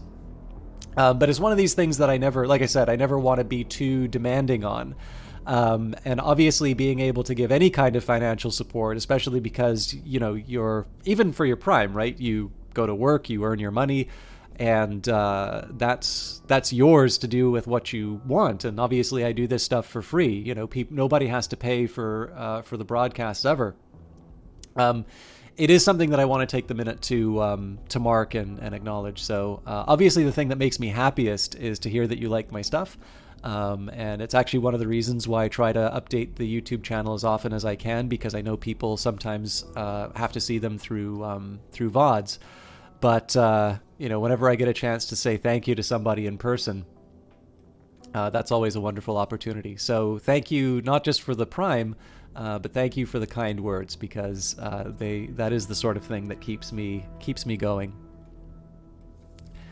I'm also very conscious of the time, so if you can't hang out, I completely understand, but you can let me know what your favorite stuff of mine to watch is, and I will tailor the content accordingly. Not really. I've got a lot on my plate, but I always love to hear what people like watching, because it gives me a good reason to, when I'm just kind of reflecting on my schedule, I try to adjust, or I try to pick up things that I think are consistent with that. And again, sorry for sneezing on cast. I don't have a convenient mute button, so I just try and move away from the microphone when I do it, but it's not great. It's added shotgun sound effects. All right, let's get this underway. I think everybody's got their moves. Obviously the Sleipnir's not doing anything right now, but that's so we can take the objective and we can bonk somebody on the head when the next turn comes. So let's see the magic happen. It's really hard to get a good angle on the good sniper hiding in the trees.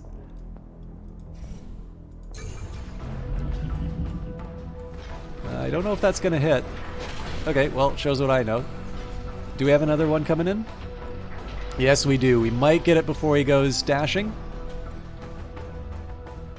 Ooh, nice. Not enough to finish the job, but you are going to see a moment of beautiful timing.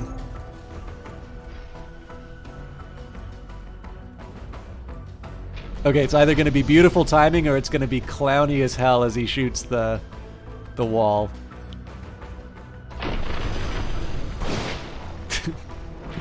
It's a little premature. Hopefully the second one connects.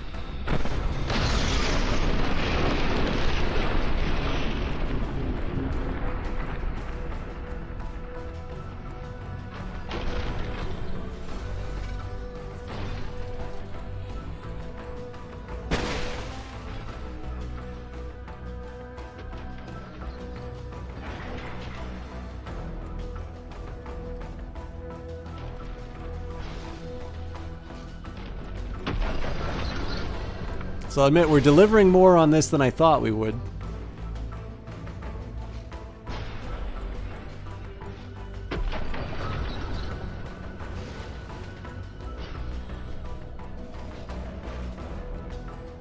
We hit a little meat, but... Alright, all supplies retrieved. You now have control of the site. Extract your units or engage remaining enemies for a chance to acquire more equipment. Now, how can you run away with this glorious piece of music playing?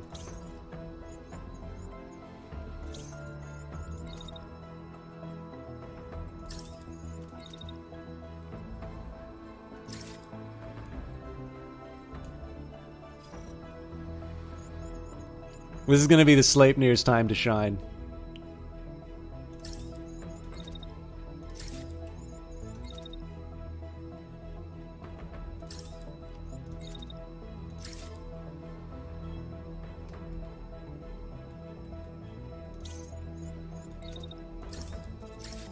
Okay, and we're done. We're done being gentle, so we're just going to run in. If we're not going to let heat stop us in terms of moving through, so...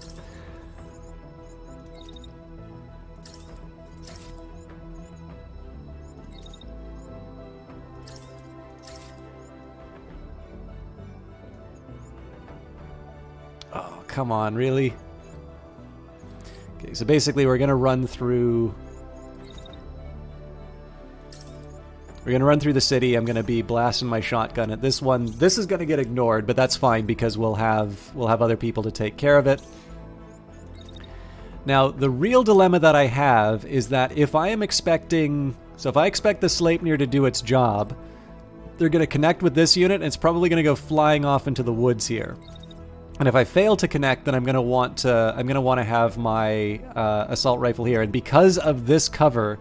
it's gonna mean all the difference. So basically, if I connect, I don't want to have a unit going up the middle like this. And if I do, well, actually, I suppose the one way I can split the difference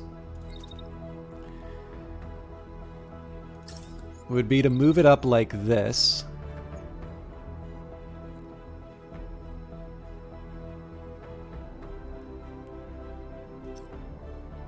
Nah, but then it sort of constrains my, it sort of constrains my movement. Okay, I think I know how I'm going to do this.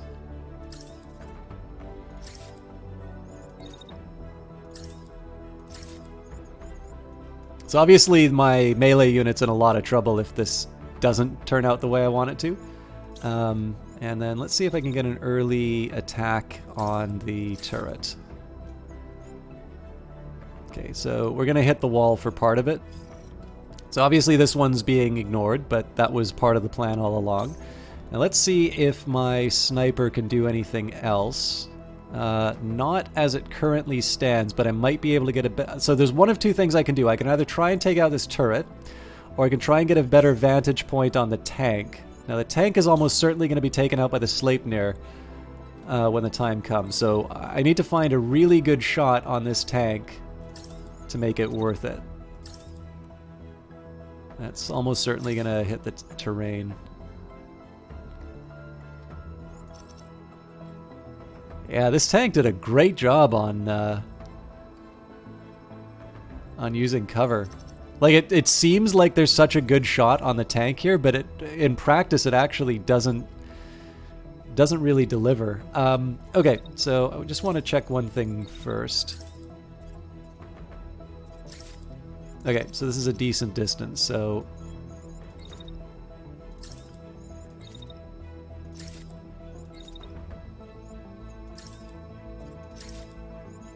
We're gonna reassign the sniper to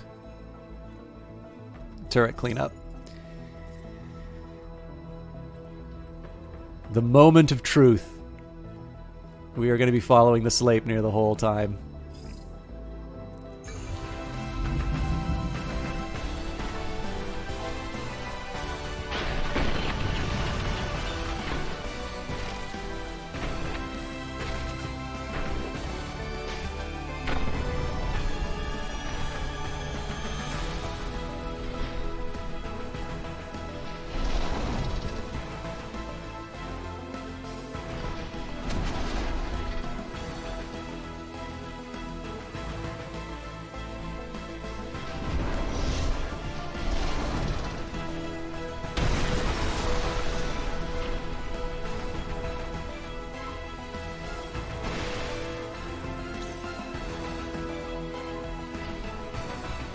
There was never any question.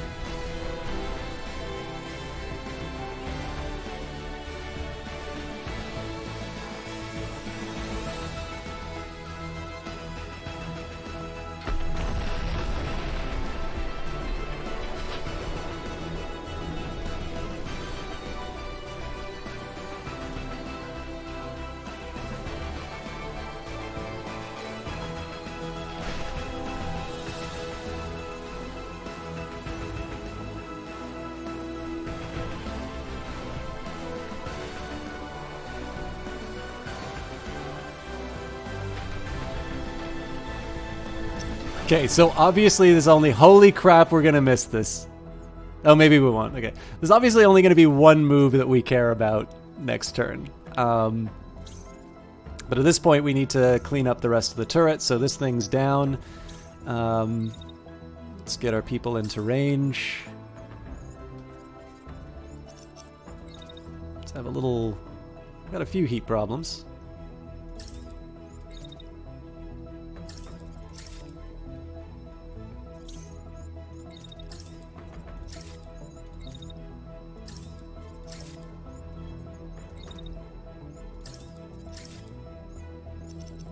Give it a break.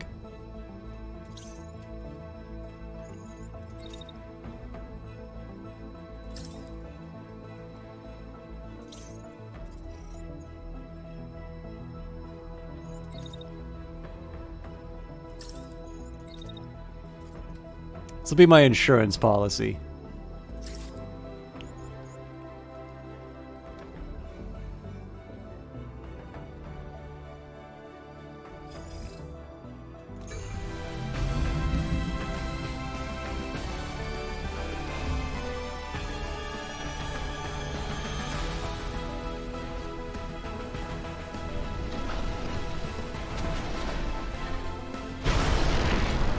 That was not enough to take it out, apparently.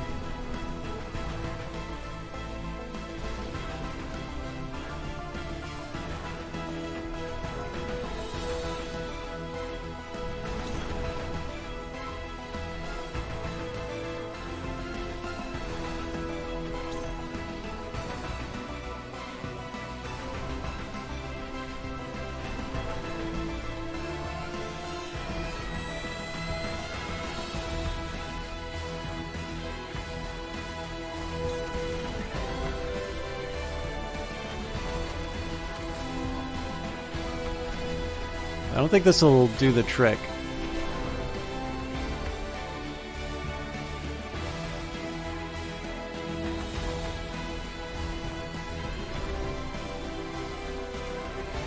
Yeah, that was more of a prep if they somehow got away. But yeah, I was not expecting it to be as... So the fact that it was more durable than the mech that it came with is a little surprising. We should be able to take this thing out with a minor hit though, so...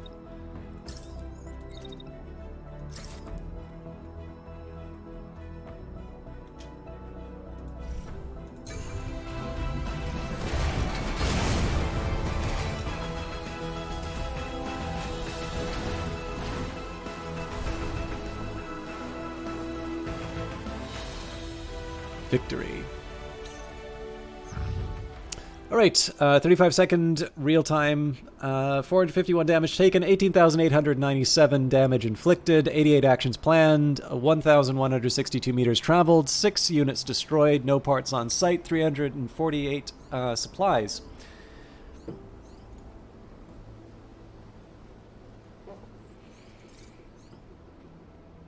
Okay.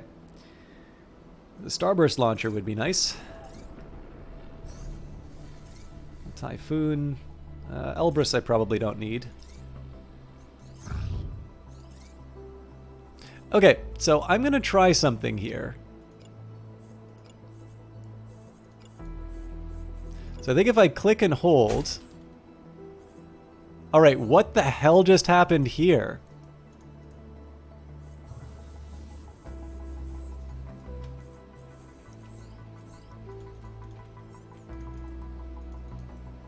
So the thing I'm worried about is the fact that I'm...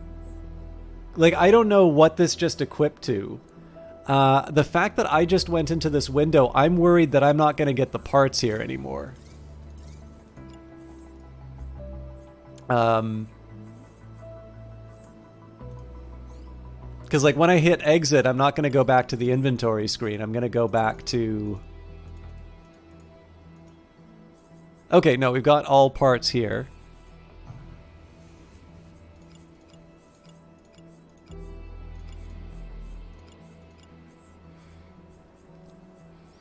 Okay, so let's say that there should be 7 items that come as a result of this. Salvage. You dispatch a salvage team to the site to recover any usable parts and supplies. However, the mobile base will need to remain stationary with them. So we'll do the salvage here. Obviously, you have some repairs that need to happen as well. I believe we get the... So my understanding of the game is that the future plan will be that if you lose a limb or if you lose a piece of equipment in the course of the fight, it's gone. Like you lose it and you got to find a new one. I believe they are currently being nice, so I will magically grow my arm back. But we'll see. I'm also going to enjoy a little bit of chocolate, so sorry.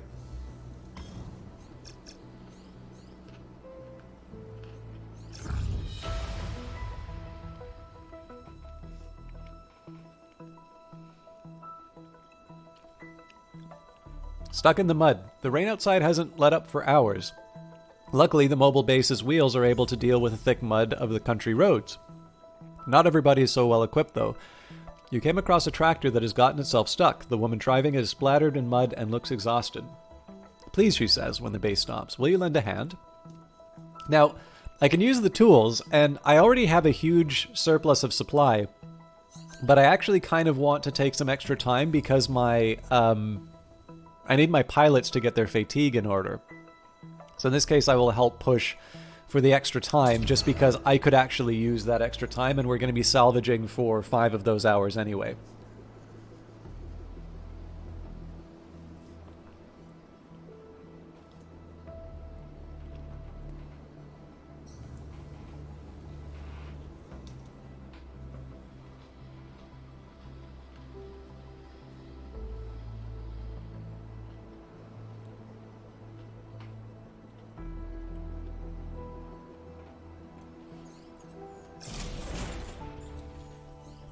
Okay, salvage is done. Recovery's done. Broken free. With one final push, you hear a wet sucking sound. The call of the woman tells you that the tractor is free at long last. Both she and the pilots are more than ready to be on their way. She thanks you profusely for helping. People thank you. Time for you to get going too. +5 hope. Okay. So, Foxtrot's still worse for wear. It looks like the Hermes has wound up...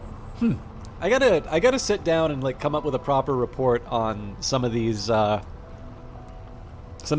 things, because I feel like the Hermes is sort of stuck on the main screen.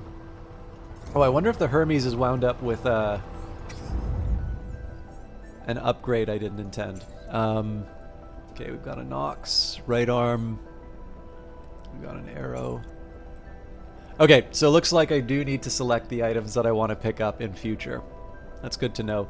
I guess I was looking at the livery on this. Oh, hang on.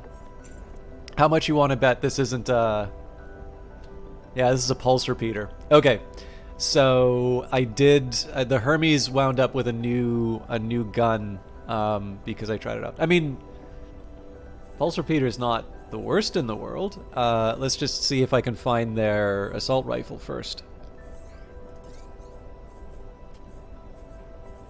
I'm not opposed to experimenting, but but it'd be nice if I choose the experiment. Okay, so we're currently rocking one of these. So it looks like this is a pure upgrade.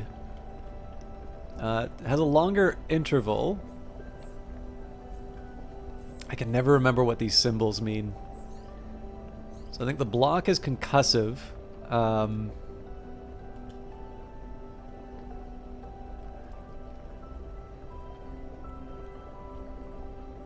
I just wish I remembered what the... Oh no, the block is direct and the concussive. Okay, so the burst... No, it also has the same. It's okay, so the DPS reduction is just because the interval goes up by 0.14 seconds. But it's almost 100 points. It's almost 100 points higher in terms of overall damage.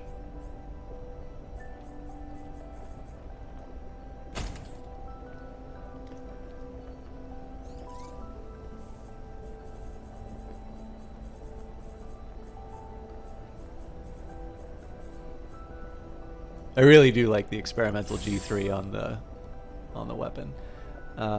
Although I should have, let's just equip this one. So one of the heuristics I have for myself is just to put the gray livery on anything that I'm not, currently using.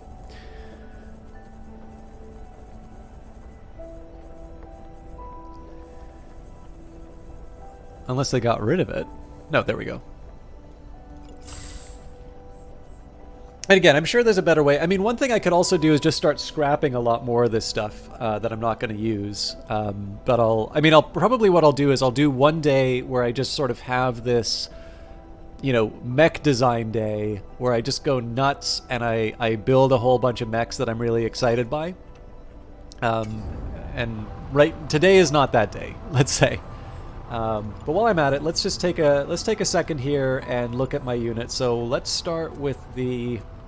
Okay, actually, let's go back to the Hermes because first of all, I gotta switch the weapon. So my default right item now is going to be this advanced burst. That should raise the level on its own. But on top of that, I have this outside option of this plasma repeater, which is potentially quite a good... Oh man, that's beautiful. Although it looks like they're changed... Oh, that's right. So they changed the livery stuff so that new weapons, like when you pick them up from the enemy units, you keep the existing livery. So that's going to really mess with my... my color scheme heuristic. That's fine though, because the game is exciting. The one thing that I like about this change is that, as a whole, I feel you do a lot of clicking in the customization menu, and like having some existing colors, like even if you just don't go, like let's say you don't want to take the time to like customize everything, you can still have some cool looking units just by picking up the scrap. So as a whole, I actually kind of like this change. It just means for me, one of the things I was relying on isn't there anymore. I'm gonna have another piece of chocolate so I can stop ranting.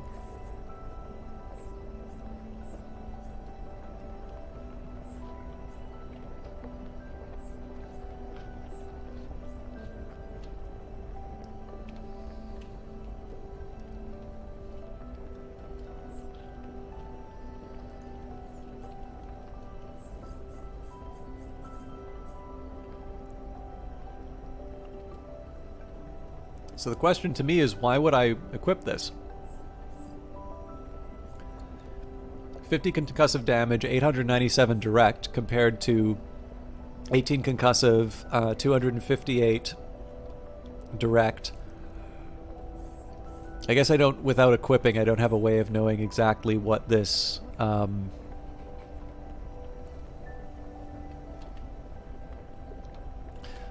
I still have the patch notes up?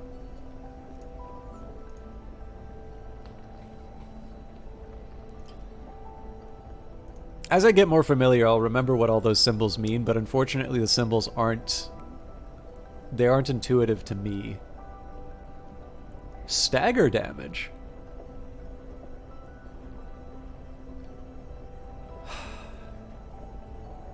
Huh. Now I gotta find the difference between concussive and stagger.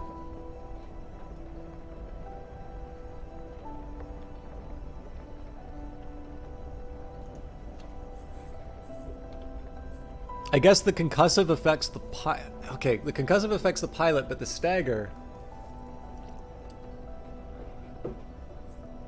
Huh. We need to think about that. Anyways, so... I guess the thing I would look at here is that the total amount of special damage I'm doing with this thing is like 20. The direct damage I'm doing is 258. So as much as I want to try cool new weapons, it's hard for me to say that the plasma repeater is doing anything that my assault rifle isn't.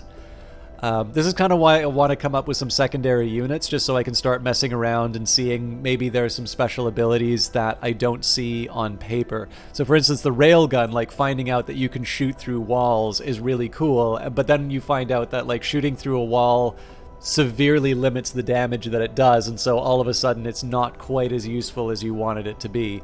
That's the sort of stuff that I'm contending with here. But I do have an improvement to my rifle, which is where I wanted to be. Let's just see if there's anything cool for my body. Probably not, because we're sitting on a Blackbird medium. Somehow it is, even though it's a Nox light, it is heavier than my medium, my Blackbird medium. Better at heat dissipation, but I don't like that difference. I've got an arrow arm, right arm. Again, too heavy. Bonuses, obviously in integrity, but a little bit worse on heat dissipation, so overall that doesn't work for me. The left item, so that's my handgun. Now I believe this blast is like a compact shotgun, which is pretty cool. And it's just the shield that we got for new. Oh, right. Okay, I'm fine with those, but it looks like the lance might be getting some improvements. Okay, no way I'm putting an Ox Light on my Bruiser. My right arm is currently a Vidar Heavy, so I don't think we need to worry about that. The left item, though, is a shield. So right now we're enjoying a nice, rare Svalin shield. It's terrifyingly large, and we could take a stance, which trades integrity for barrier, and the total absorption is lower overall. So we go from 1898 345, so that is what, 20 yeah, 2330, no, sorry, 2343, I think, for less than 2,000. So that was a little bit of a disappointment, but let's take a look at my shotgun. I've been enjoying this shred for a while. Looks like we got a new shred. Now it's a rare shred, so it may not deliver on what I need. So it does 52 concussive, 1404 direct damage. It takes a little under 2 seconds to fire.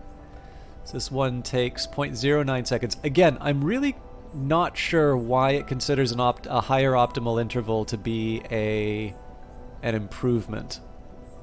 So there's three things I don't really care for this improvement. So there's a minor change to the concussive damage. That's not the end of the world for me. The optimal range is even shallower. So we lose about 3 meters on the short end. Actually, I guess the close range is not so bad, because I tend to use this thing in people's faces a whole lot. But we go from 45 meters to 33, so we're shaving off about 12 meters range there. Because of the optimal interval, we are kind of giving up some damage per second, although that's probably more in the concussive side. That's like a... So the thing is the reason why you want to normalize that sort of stuff is when you're like when you're theory crafting, like you'll want to come up with these meaningful comparisons.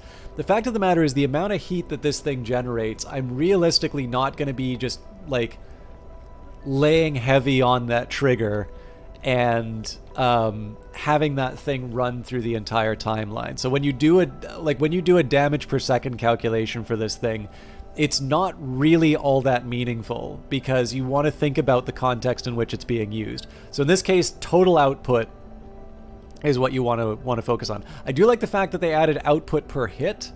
I'm maybe a little confused by the 35 number. I'm assuming that what they're talking about here is the individual projectiles or fragments, as it's being called. So 24, yeah, so it's 24 each. So I'm sure if I were to do the division, 1608 divided by 24, well, it couldn't produce 35. What possible? Yeah, 1608 divided by if you divide it by 5, you're getting a number that's not 5. All right, I have no idea how that calculation happens. Also, 1.1 times 24 is not 50, and it's not even remotely close to 50. Oh, hang on, no, but it's 2. So then you'd actually be dividing that by 48. So yeah, that probably is the individual fragments over the 2 shots. I didn't do the calculation. Okay, no, actually the output per hit's not bad, actually, in that case.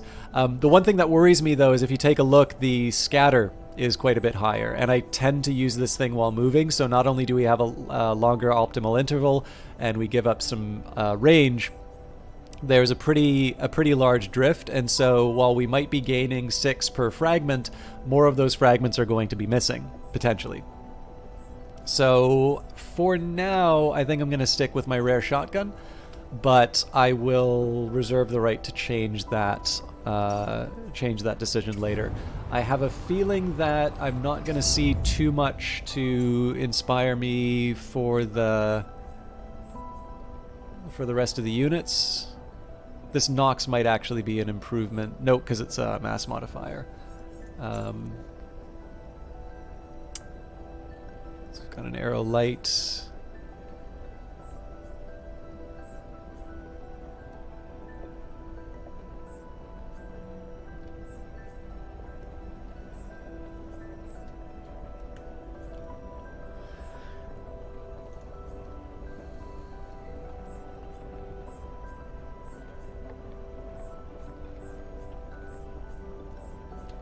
So I think normally I'd probably take this arrow upgrade. The difference is that the one I currently have has a dissipation. No, hang on. This one has a no, this will almost certainly be an upgrade. So I'm going to throw this on real quick. Do I have an empty? Yes, I do.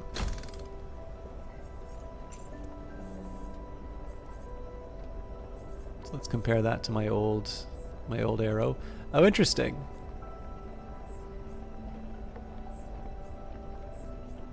It actually still has better defense. So I suppose the question would be, would I be willing to give up a little bit of integrity in order to get some better heat dissipation? And I think for a difference of something like 38 integrity. And, I mean, 13 barrier. So, I mean, for 50 damage, I think with the kind of enemies we're going to be coming up against, it's kind of hard for me to say that number's going to make a difference. But I do think the heat dissipation is going to make the difference, because I have run into a couple of situations where I need the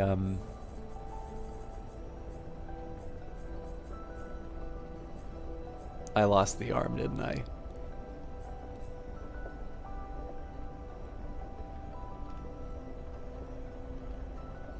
Okay, hang on a second. So if I put this one on, what's my outside option?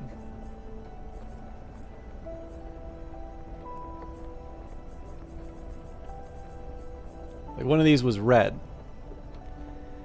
Okay, so this one's too heavy. Better barrier, better barrier regeneration. Huh.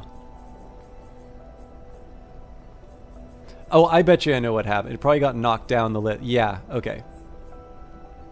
Okay, so if I compare it to... Huh. It's interesting. Okay, so I'm not going to spend too much time talking about this, but there is a type of model that you can use in econometrics called multinomial logit model. Sometimes you use it in election studies because it means like you have multiple different categories that you can go through. There's this thing called the independence of irrelevant alternatives. So the idea here is that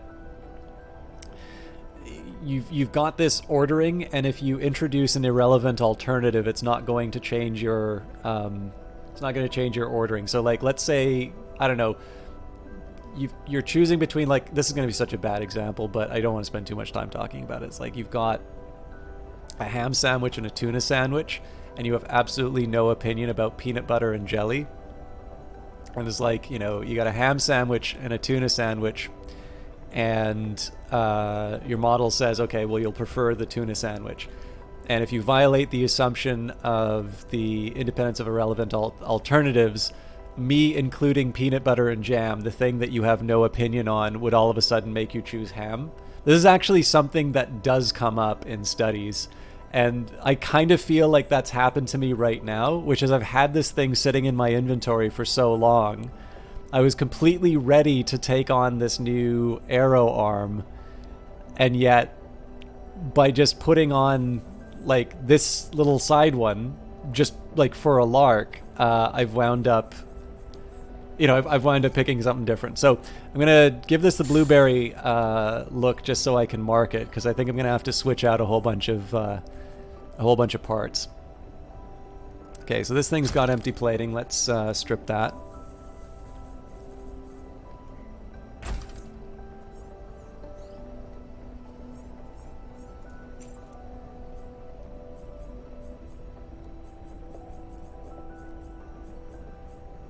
I think Kodiak Samurai is currently screaming at his monitor over the independence of relevant. I don't think that was a very good explanation that I just gave. But.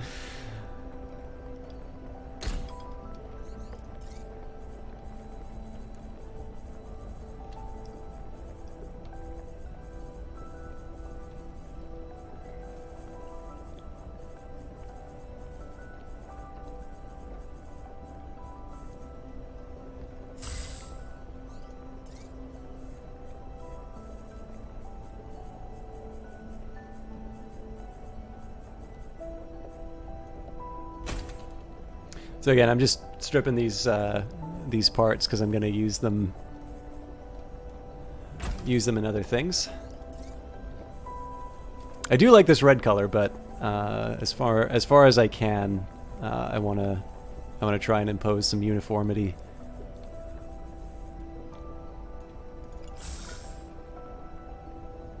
It'd help if I selected the item, huh? Here's a question. Do I have access, rule charger? Yeah, so I do have access to that.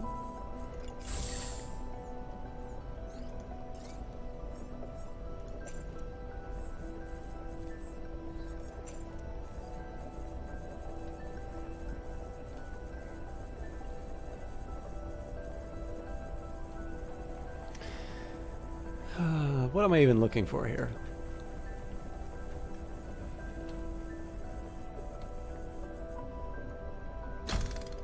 All right.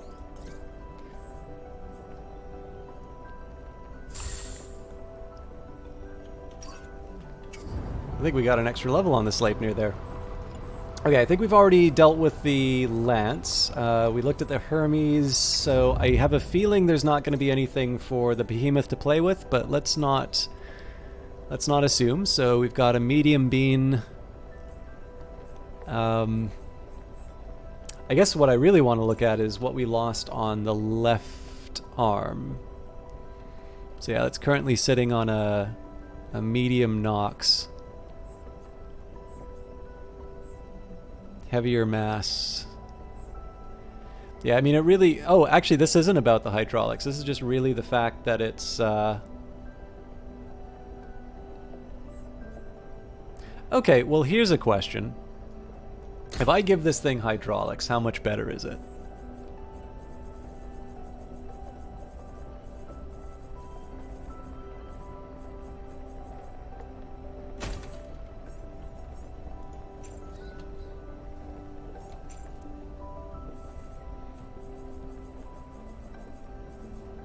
I hope I can find the old arm.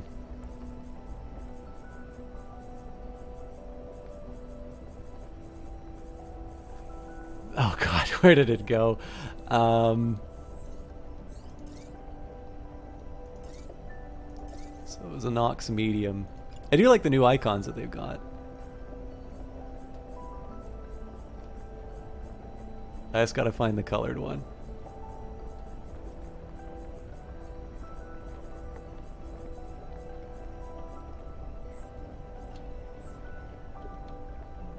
Are they really identical? That can't be right.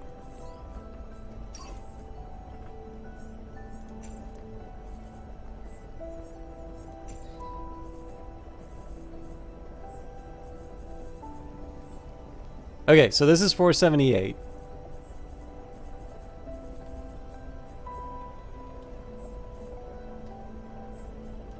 Slightly better mass.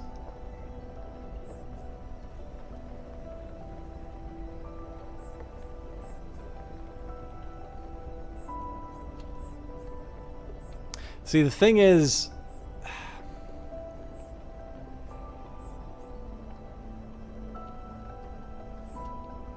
I'm still, as low level as this is, I think I'm actually going to still stick with this old Nox. Because heat dissipation is not the thing I need on this unit right now. That doesn't mean that I won't upgrade it under other circumstances. I don't want the upgrade to be so that I can get better heat dissipation. I want the upgrade to be so that I can get something more meaningful to my, for this unit. But with that in mind, given that this is a level 5 part of all things, surely there must be a better bit of gear. So +3 mass on... Okay, so basically better than 603 mass with 239 integrity.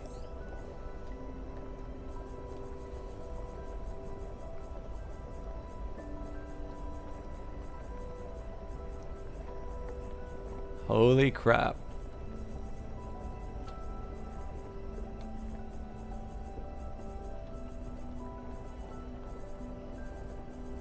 All right.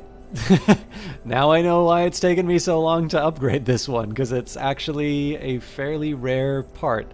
We are still going to run the risks. I don't know. We got some decent upgrades in. I'm going to take a minute just to do a quick save. It is June the 16th. Oh, that's right. I missed out on some Xbox Game Pass. I haven't played my Xbox in so long now. But yeah, let's just take a quick second. By the way, thank you, Bracers. I'm not sure who's manning or womaning or personing the account tonight, but thank you, Brace Yourself, for liking the tweet. I always feel a little weird. Okay, so just to give you an idea of my tremendous sense of awkwardness and my interaction, I'm always on the fence, and I still do this. There's actually only one game that I won't do this for, and there's no point in talking about which one I'll do it for. But Eyes of Sin knows which one. But like, my tendency is to focus on including if the developer has a Twitter account or the game has a Twitter account, I do include them inside of the tweet, because I think tweeting out something, like, obviously the stream is going to happen for however many hours I'm live, and obviously people will read my stuff for longer than I'm live. And so if somebody sees, oh, I haven't heard of that game, let's see what's going on, and particularly such a telegenic game as Phantom Brigade, the chance of somebody like clicking on that link and getting into the game is fairly high. But the one thing that I kind of wish there was a way in Twitter that you could like link without pinging the account. Because I always sort of feel like, especially when it's like a bigger developer or something like that, it's always sort of like, pay attention to me. I need to rub off on your glory. And And I mean, obviously, I'm sure people who are making games are happy for the attention, but I always feel a little awkward about that. Eventually, I'll get over myself, but today is not that day.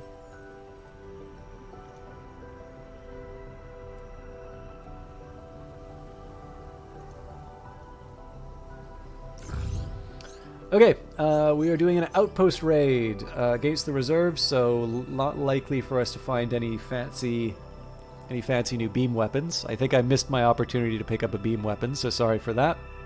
Resupply point, they are often well guarded, and units are eager to call for reinforcements if attacked.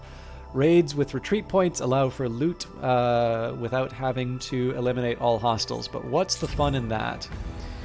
Okay, Foxtrot still worse for wear.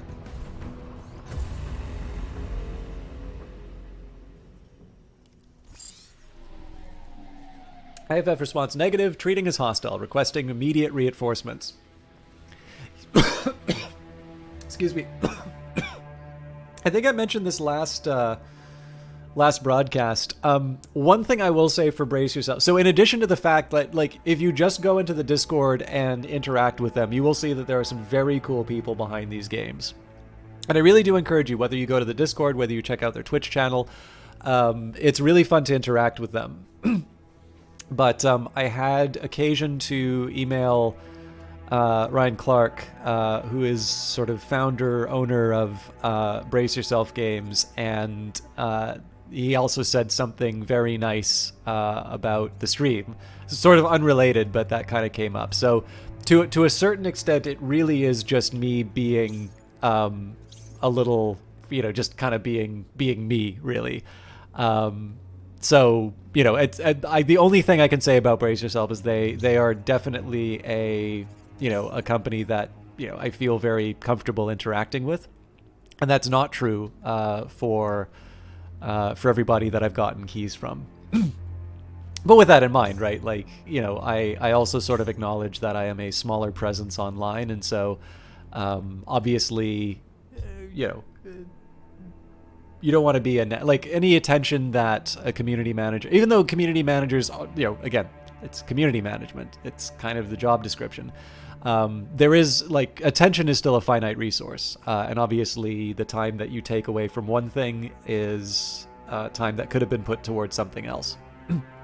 So, but as a whole, like, again, I think on the balance of things, being able to inform people about the game is better, which is why I tag stuff inside of the game,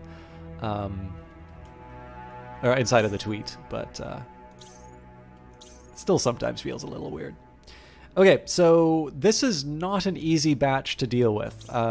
We've got a missile launcher turret and a machine gun turret, so I'm not too worried about the threat that these pose.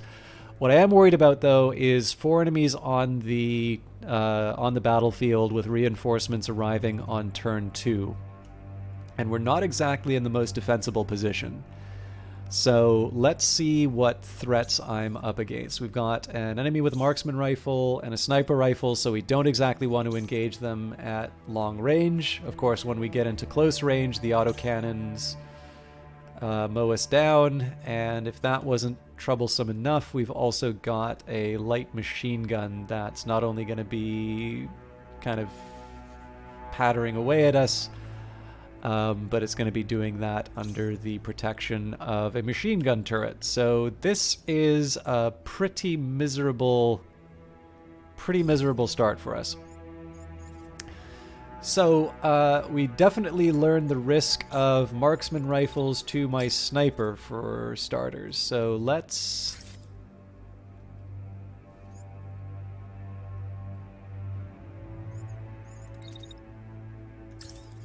Even though some of these shots are not the highest chance of succeeding, I think in this case I'm just going to make the most of my position, and we will just fire away. So it looks like they are focusing on the Hermes. Okay, the Hermes is everybody's best friend here, it looks like.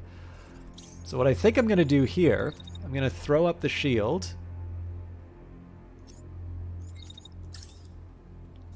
I'm actually going to direct it at the tank just because it's in the middle of everything.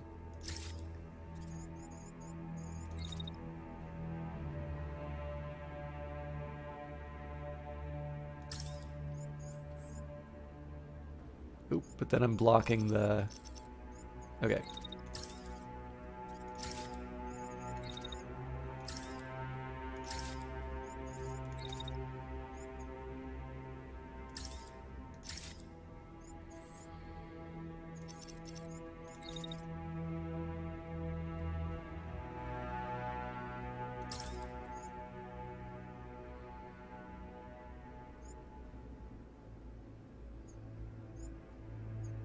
Okay, the thing about that block is that it's... So if I'm trying to block the... If I'm trying to block the marksman, that comes too late. So we're going to move up. I think we more or less deal with the threats. So this now means that the Hermes can sort of move... The real problem here is that the Hermes just moves so much faster than the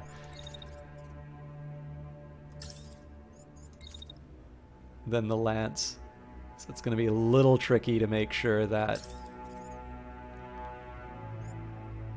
Yeah, even there, they're already... I wonder if there's a way... This would probably be pretty hard to implement, but I'm wondering if there is a way to like do a follow command or something to like match the speed, because microing this thing to try and make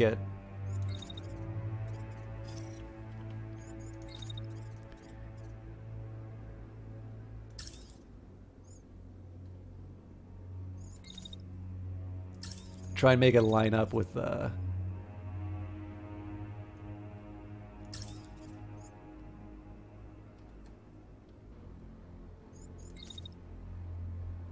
I think I might be able to manage it, but feels a little dicey.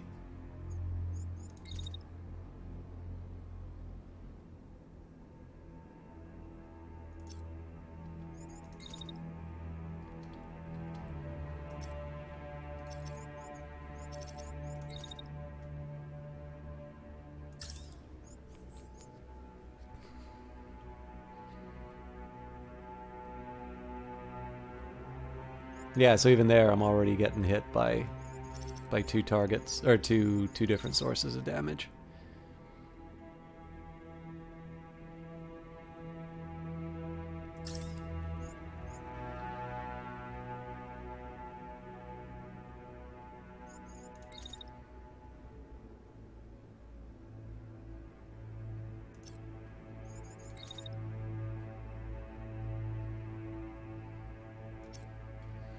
And of course, the next question that I got to ask about this is, what am I really gaining from this approach?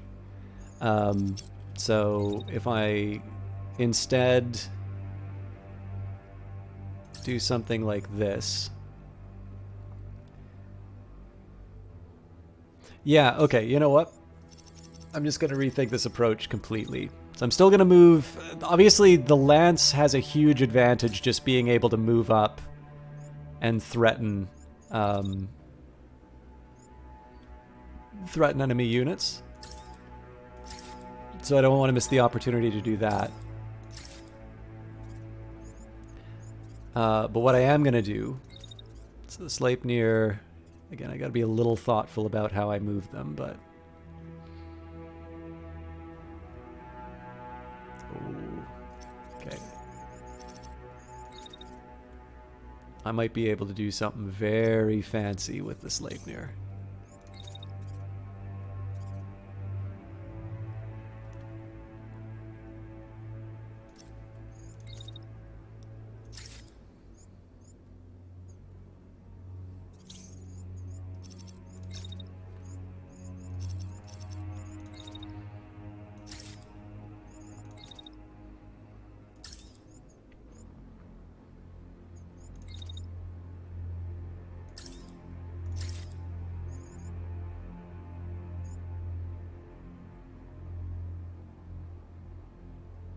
Okay, I'm probably drawing some fire.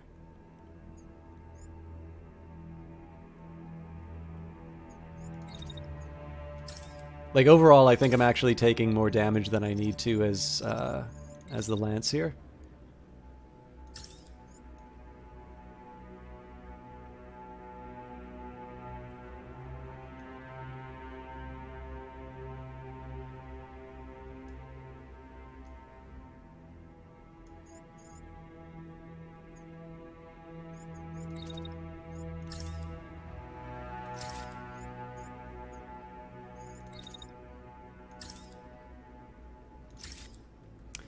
Okay, so the reason why I'm trying to do this is if I can get around the edge like so.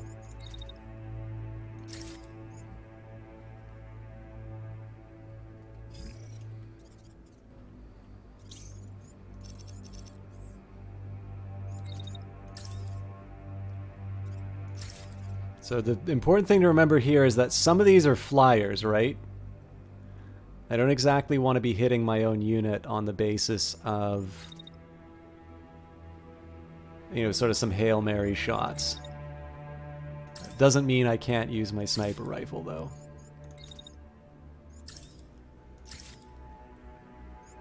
But the other risk that I'm running is now I'm targeting this with a shotgun right around the time that my... Oh, this game looks interesting, to be honest. I'll check it out sometime. Yeah, it's good. Right now it's available on the Epic Store, but they do have future plans for a Steam release, so if Epic is not your cup of tea, it's something that that will be coming on to other platforms once they've put a little more development into the game. But thank you very much for hanging out, Silvus. I know it's really late where you are, or really early, I suppose, depending on your perspective. So I really appreciate you hanging out, and thank you again for your Prime. I hope you get a chance to, either in this channel or other ones, use the new emotes that you have access to, because the Eyes of Sin did a wonderful job on all of them, and I'll be commissioning another one before too long. So thank you very much, and I hope you enjoy. And I've got a ton of other videos on Phantom Brigade, so if you have any other questions on it, next time you stop by, feel free to throw them at me, because I love talking about these games. Okay, so I'm okay not firing a shotgun at this unit. I'd prefer if I can do some sort of action at the end of the turn, but honestly, like, absorbing some fire is fine. That's what the lance is sort of designed to do. So the next thing I got to do with the Hermes is wait out the threats. Again, being able to do so behind cover is nice. And if I get up on a hill... Ooh, actually, that works really well. So I can peek around the corner like this, and after my ally's done hitting them with a mace, I can open fire with my assault rifle. All right, this is actually, I thought this was going to be a really tough round at the start, but this could actually turn out to be pretty good. And obviously we're going to watch this in slow-mo, so...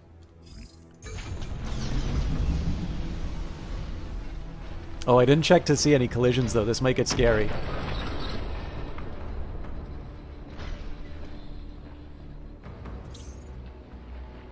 Oh, good. Okay.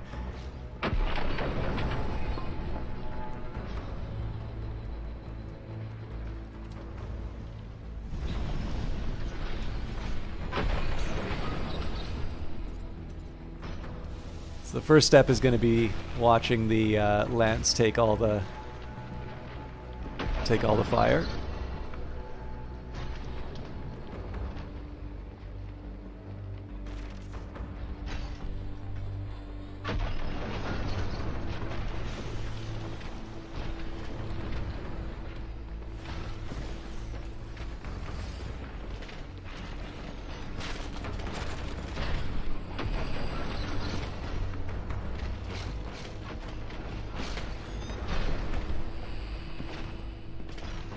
So it looks like a couple of things got through the middle. It's not like an infinite coverage for the shield, so it'd be nice if we didn't take something to the chest, but we've got a lot of armor for that very reason.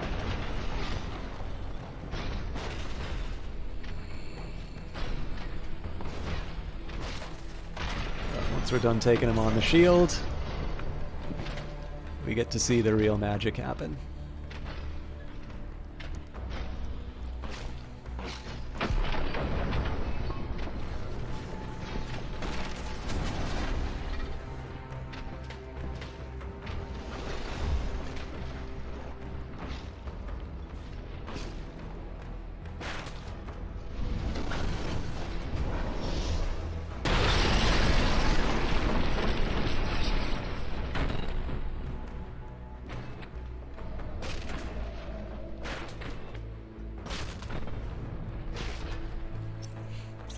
Alright, so this thing's totally taken out off of that hit. This unit's lost its primary weapon. Now, it's still a threat. It's got a fully intact left arm and a missile launcher sidearm.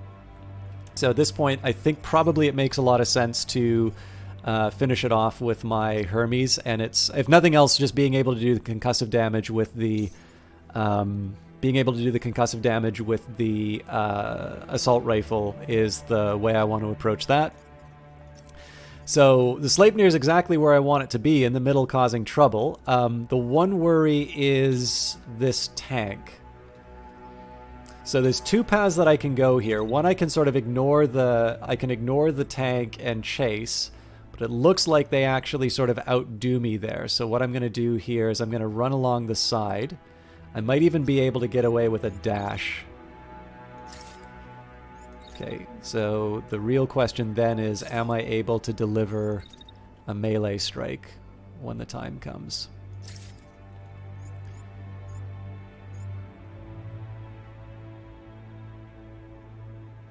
Okay.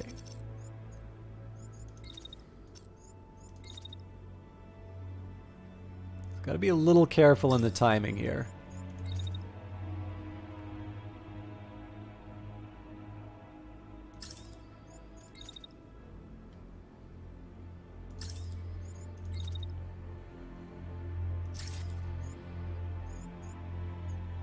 How much you want to bet that's not going to hit?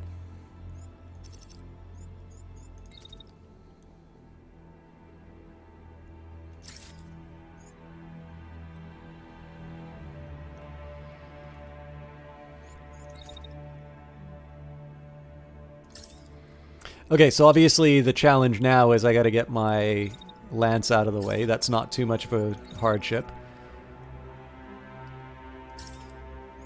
And of course, I get to give my...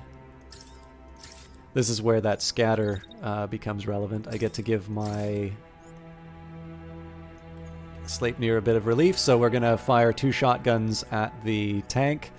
As I mentioned, we're going to focus the... We're going to be focusing the assault, mostly because of its concussive damage on this unit. So the hope is that we're going to be able to take out the pilot before they cause us trouble. Okay, so we'll stand and deliver on the shots here. I don't want to push myself to a point where we're overheating. We're probably not going to be able to take out the... We're probably not going to be able to take out this pilot. We might. But they're going to be a stationary target as we're firing, so we're in good shape there. And then I believe the behemoth is free to do whatever it wants. I haven't actually really dedicated that to an attack yet. Reinforcements are arriving.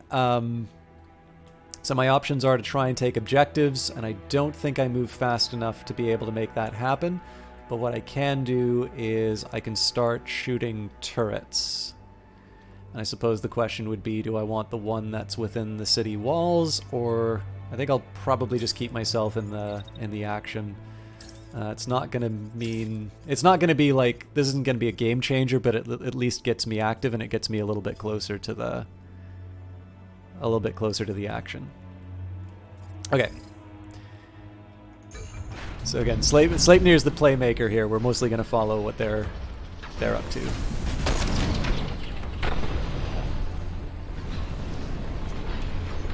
Okay, so I want to see whether or not they're successful in dodging the threat. Well, somebody chose a wrong parking spot.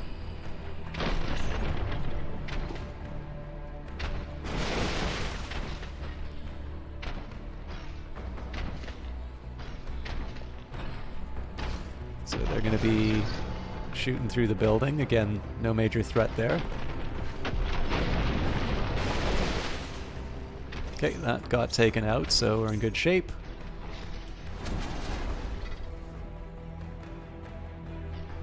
I don't think this timing's right. Did I mess up?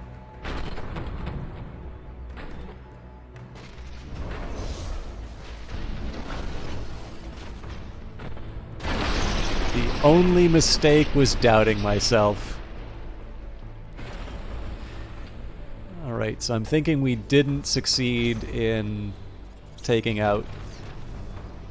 We didn't succeed in taking out the other unit through concussive damage. This unit we've more or less blunted. The handgun's still going to be a threat, but the sharpshooter's obviously most threatening with its rifle. So if this unit doesn't eject, we'll almost certainly be able to take him out with our assault rifle next.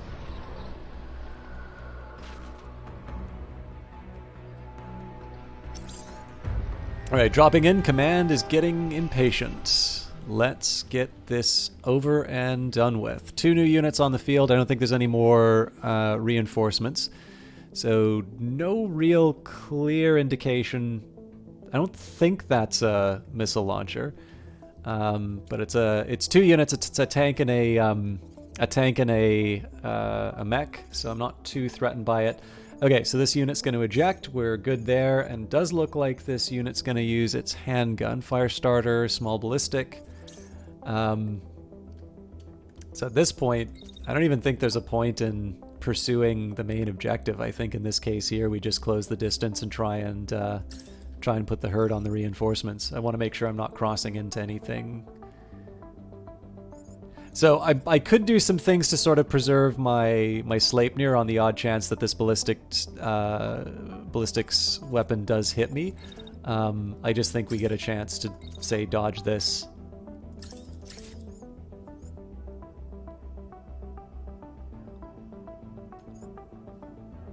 So hopefully this will take it out before that becomes a problem.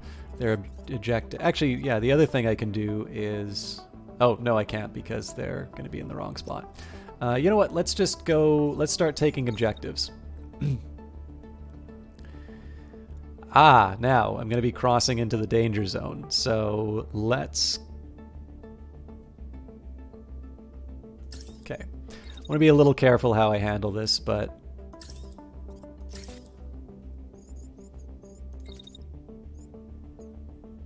Yeah, that'll do.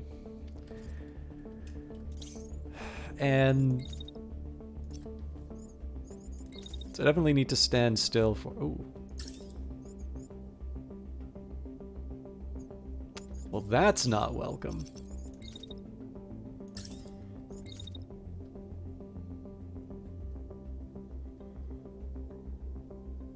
Okay, still no harm, no foul as far as the move is concerned. Oh, yes it is, because I'm running into the back.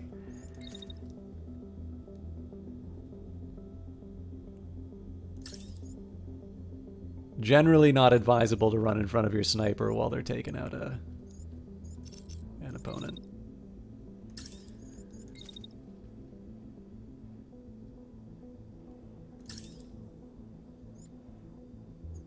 It's a pretty wide berth I gave them, but it was definitely giving me some scary warnings through that. So,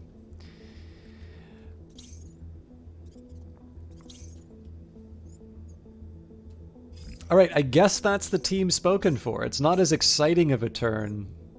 Oh wait, no, I still gotta figure out what to do with the sniper rifle. Okay, so after we wait, I suppose I can get a little bit closer.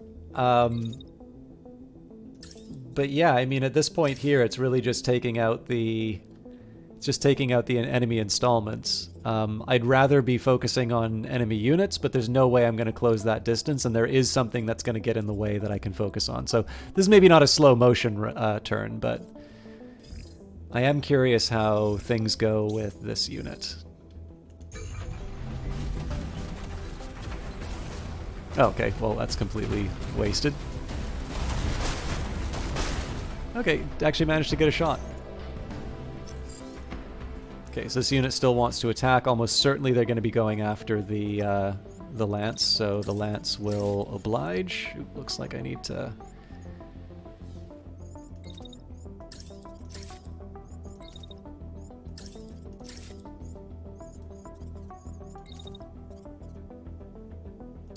I think at this point we can afford to walk away. So yeah, a little bit of unexpected damage for the Sleipnir. Now, the one drawback here is that the AI has certainly caught wise to the fact that I'm moving a melee unit pretty aggressively in. So what I'm going to do here instead is I'm going to use the terrain to my advantage. I'm going to move around, again, hoping that they don't... yeah, it looks, at least according to the map, they're not going to be hitting me. Now, the reason why I want to do this, the best outcome for me obviously would be if I can just run up straight at them and hit them with the mace, right? And there's definitely an argument, like, so here's one way this turn could go.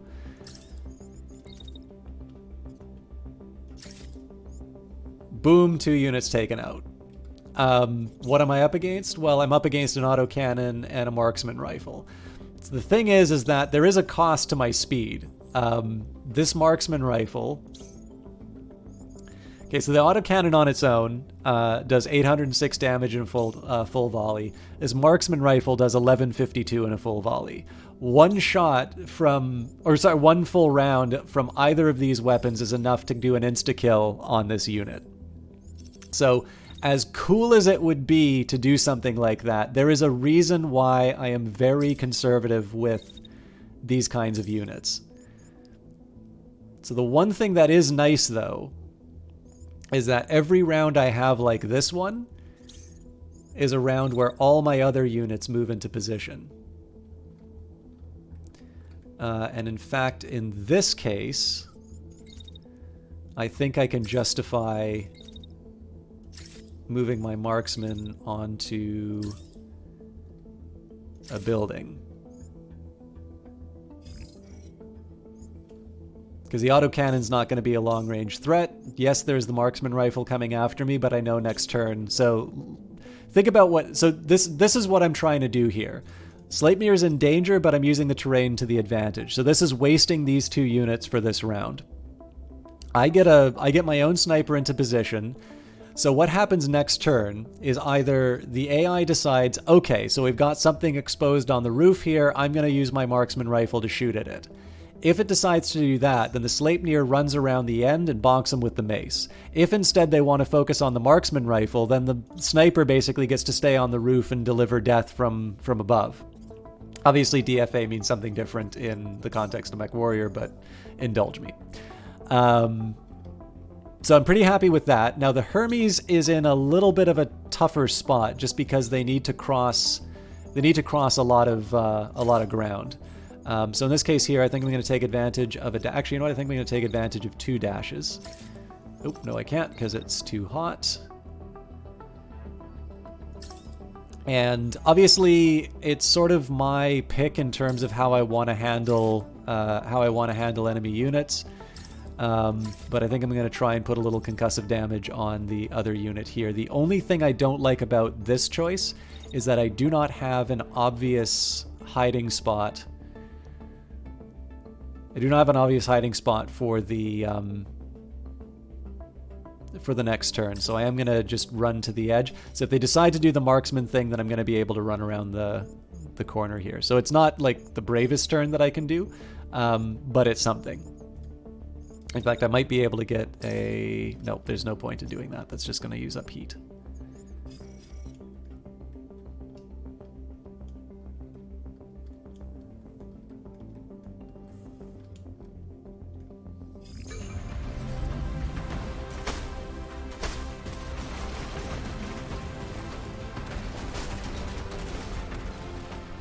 Okay, so that thing's almost taken out. This unit is down. Okay, so the... All right. Almost exactly as predicted, actually. So if this thing's at 89 concussive, I am putting everything I can into hitting this with my assault rifle.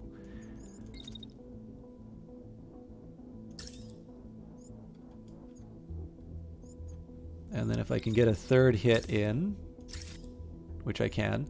So I'm going to assume that this thing's taken out next turn. I'm going to completely ignore its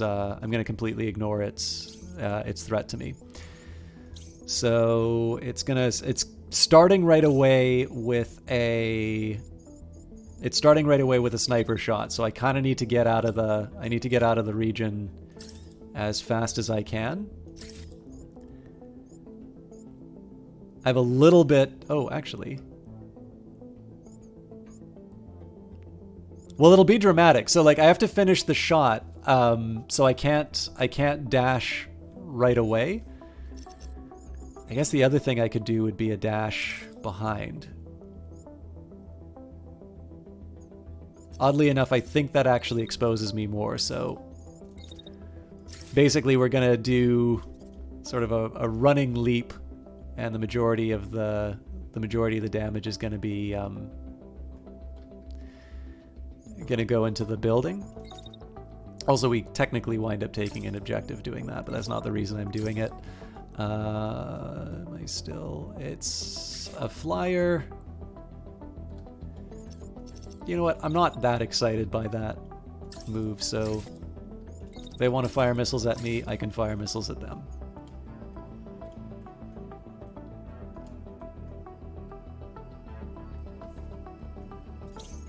And of course, the hope is that this is a moot point because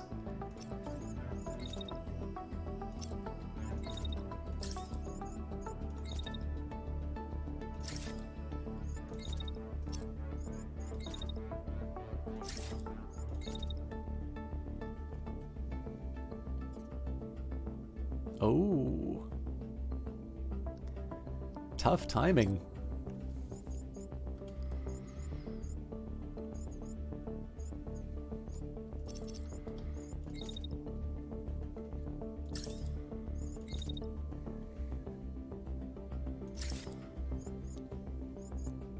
That's actually not going to deliver until the end of next turn, so the behemoth's probably going to have to run. So I guess the thing I didn't anticipate was that the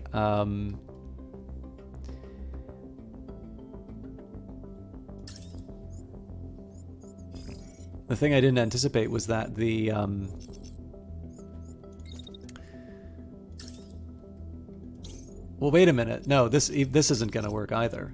Okay.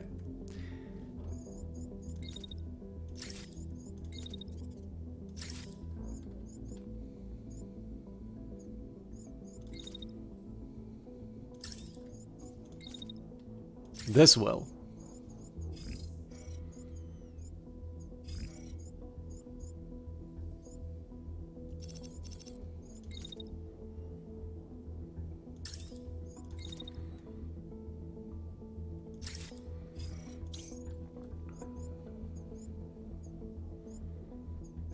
So obviously I got to take out that third option.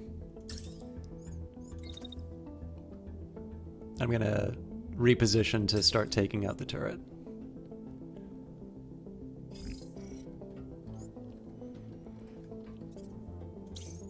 And maybe we'll drop the missiles because the Sleipnir should be handling things.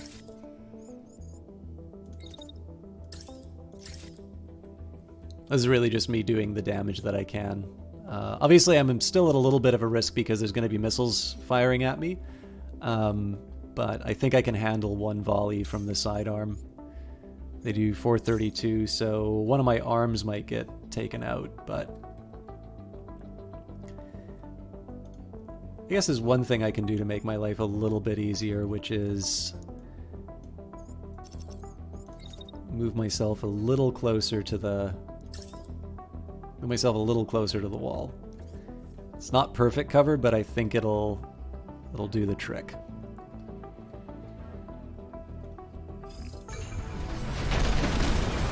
Okay, that's pretty clear. It worked. Nice. All right, so rockets are still coming towards us, so we're going to do a dash to the side. I'm going to overheat for it, but it's going to be better than taking the the damage to the face, and then we're just going to run right in a big circle. What I wasn't expecting, though, was this unit to still be standing, so we are going to follow up. Well, we'll be nice and wait a little while, and then we'll follow up with a wallop.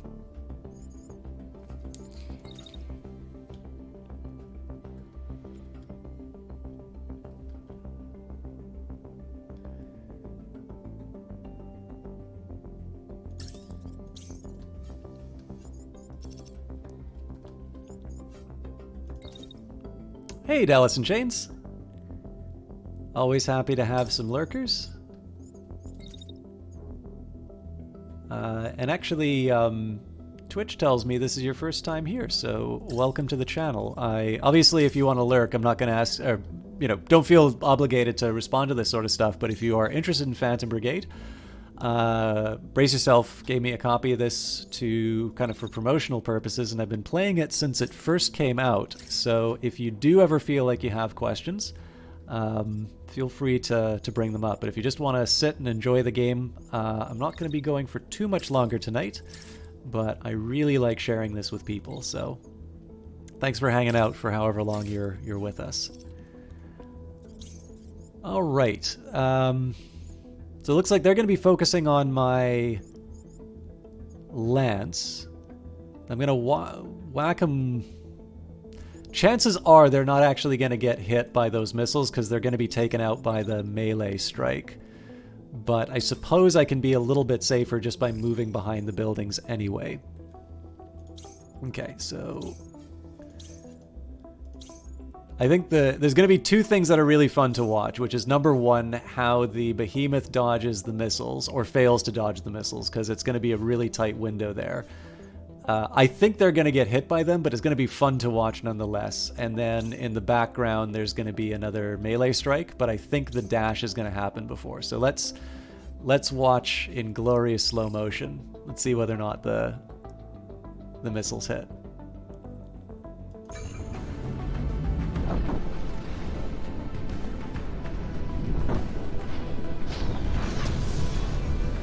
Well, one of them did.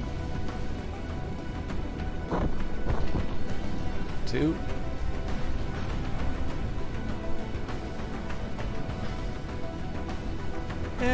It's not that much damage. We're probably going to take more damage from the heat, actually. Oh, we're going to miss. There's no way that melee strike's going to... I got very cocky.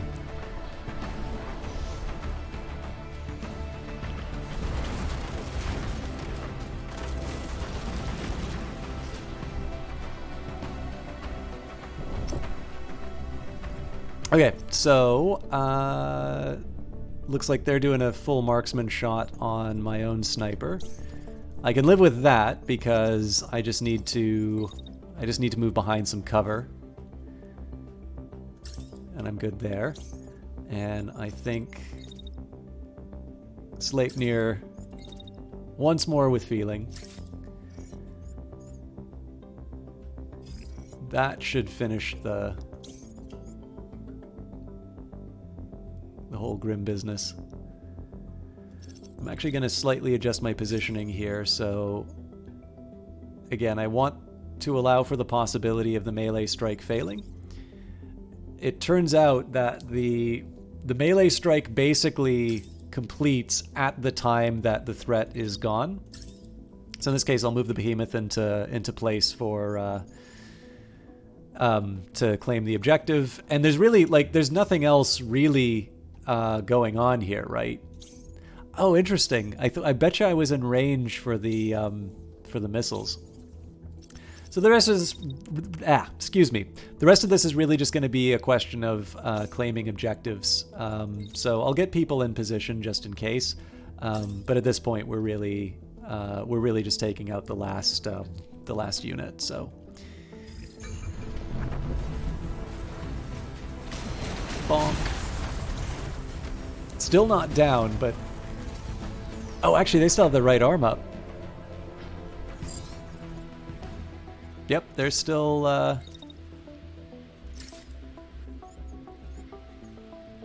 they're still standing, so let's not assume that we're immortal here.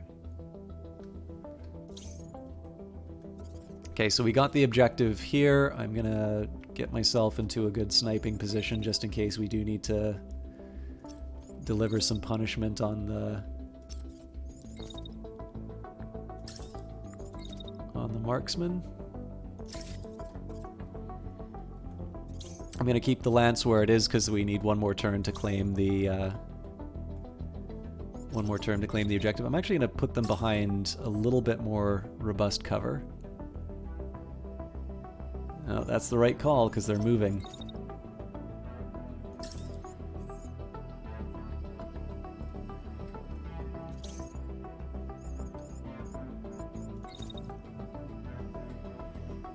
So I'll wait a little bit.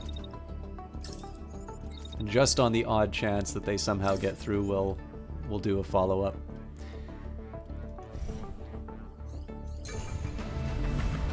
Honk.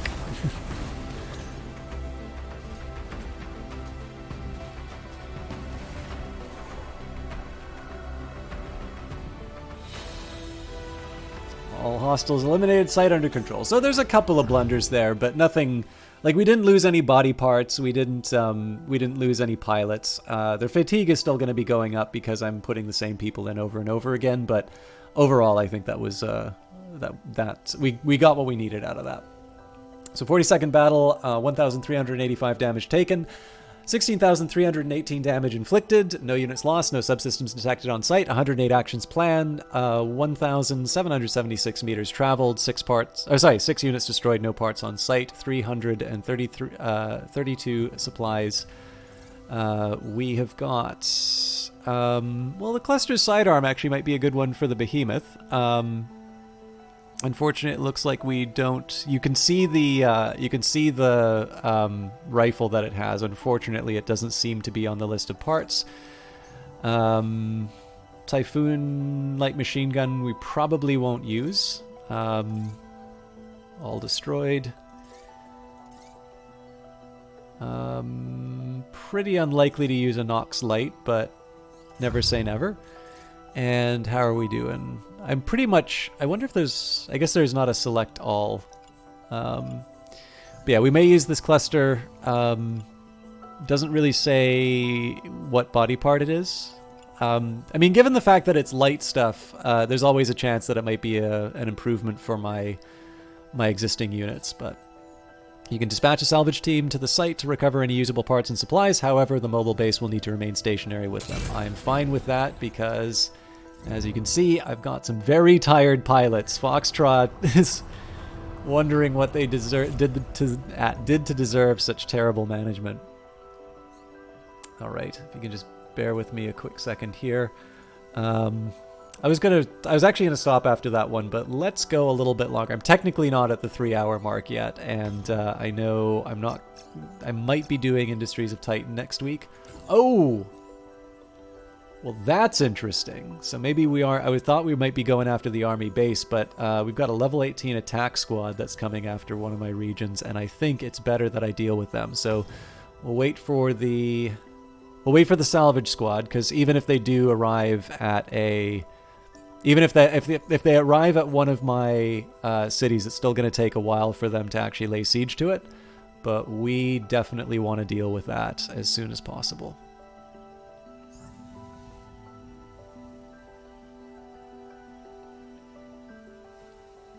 Will be an exciting mission to finish the night on, I think. Especially because these, if history is any indication, they've not been trivial. I seem to remember I spent some time trying to get this dealt with. Okay, so we've got 47 hours on a siege. Again, should be plenty of time for us to arrive. The real hope here, of course, is that we're able to get a little bit of the fatigue back. But it's not going to be nearly enough to have our people at top condition for the fight. I could speed things up, but this is a chance for me to enjoy some coffee. Yes, Olaf, you will be pleased to know that I actually bought a coffee. I want to try, like, there's a local place which obviously is not doing well with our lockdowns.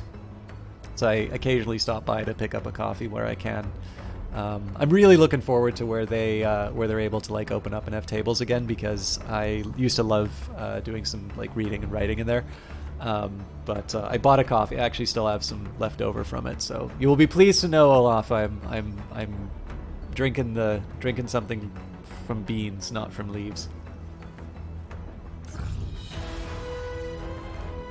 Marketplace. One of your pilots up front call out to you and tell you that they've gotten some intel on a group selling equipment nearby. If you fancy taking a look. I do, but we might have more pressing concerns. Attack! A hostile squad has target locked the base and combat is imminent. Your driver tells you that if you're not prepared to face the enemy, you may be able to execute an emergency retreat. Otherwise, your pilots will need to fight. Well, we didn't show up just to intimidate, or to, you know, look menacing. So, I mean, Foxtrot's still not in great shape, but they're not in red territory anymore. We're going up against the 547th Army units, an attack squad army, level 18, so our highest level is 13. That's 5 level different. Well, 5 to 7 level difference. But of course, I have human intelligence, which will carry me through the day. This invader patrol squad moves between locations in search of the Phantom Brigade. It only contains several units that will not pose much of a threat. Really, eliminating all units in this squad should open a window of opportunity to attack more reinforced structures in the area. I'm not sure if that target description is accurate for what we're up against, but it's an elimination mission one way or the other. I'm going to take a second here just to look at the new goodies that I have. So upper body, we've got an arrow. I'm currently using a beam medium, so I don't see... Oh! It's not every day you see an arrow light produce better integrity. Unfortunately, huge on mass and a massive loss of heat dissipation, so not for me. We've also got arrow legs. Again, better integrity, but heavier mass. Although that heavier mass comes from the plating. So I'm gonna guess, if I was willing to give up the heat dissipation, these would actually be an improvement. I'm not gonna do it for now, but it's good to keep in mind. I've got an arrow light, so this might be an improvement. Better integrity, better barrier. Unfortunately, heavier.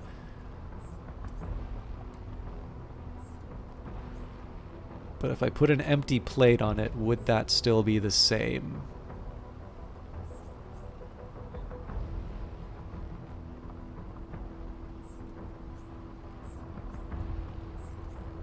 So dissipation isn't the biggest problem for this unit right now, so I'm going to just experiment putting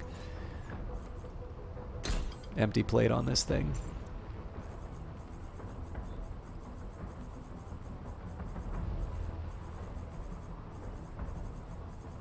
I really need to start clearing out some of the stuff I'm not using in this.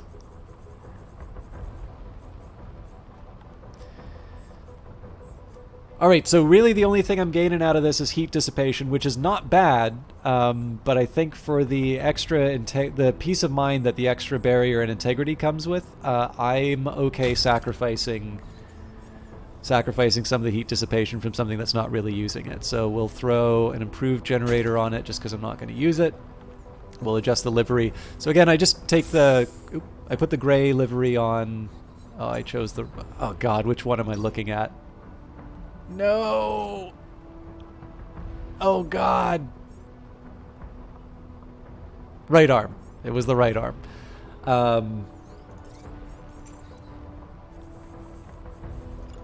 So I just changed the livery just to know which, you know, what's kind of on the scrap pile, for lack of a better term. Where is that arrow light? Wait, really? Oh no, because this is a medium arrow. Right, yes. Hang on a second here. This thing's still, like... How does that make sense? Oh, because it's got heavy plating.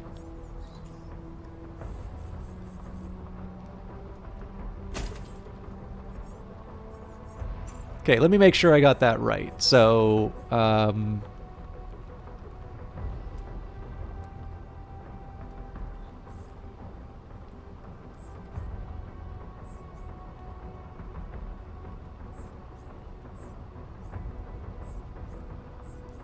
So, okay, this, first of all, this is even better.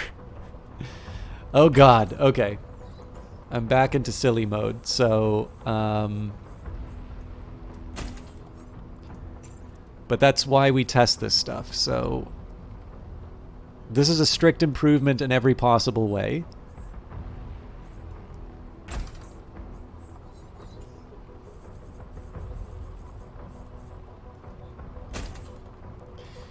The one other exception would be this Nox light, which currently has basic plating.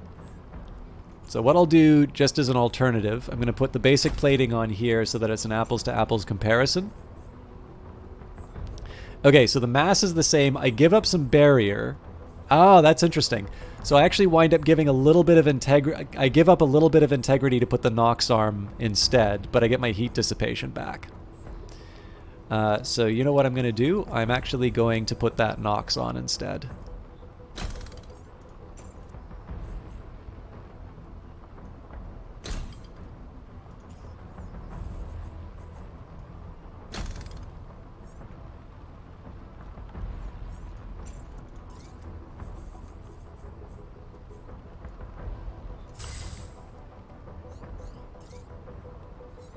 So obviously not where I was expecting to go with it, but overall I'm pretty happy with the choice. Only other thing I can notice, there's a few of these which have got a smaller mass. The problem is they're Tsubasas. So, I mean, a total of 200 protection on some... Okay, well, first of all, 361 isn't exactly the most protection anyway, right? But I don't know. I really don't feel that comfortable about the Tsubasas. I think they're sort of a death trap. I may change my mind on that later. But for now, I think this is about as good as I can do in terms of preserving the speed while boosting my integrity. I think there was a cluster launcher, wasn't there? Yeah. So I don't like the higher interval. I do like the increased damage and a wider optimal range overall. So the close range is shorter and the long range is longer. So we add 5 meters on the close range and 18 meters on the long range. So that's another 13 meters. And then, I mean, the long range is kind of where I'm giving up. I think it's the same number of shots, a little bit more damage for each individual shot, same concussive amount. The only thing I don't like is the longer optimal interval, but I can live with that loss. So we will mark this for the default. We'll equip the new cluster launcher. And before I make a final decision, let's just make sure we don't have anything more exciting to look at. Lots of shields. I'm not ready to make this thing melee. The rapid, better concussive. So one thing I might want to do is consider more concussive launchers, given that it'll synergize well with my... Oh, that would be an interesting sort. So like right now we can sort by level. I think there's a rarity sort as well, but being able to sort by damage type would be great. I should probably put that in a note somewhere. But yeah, I think there's probably a good synergy with my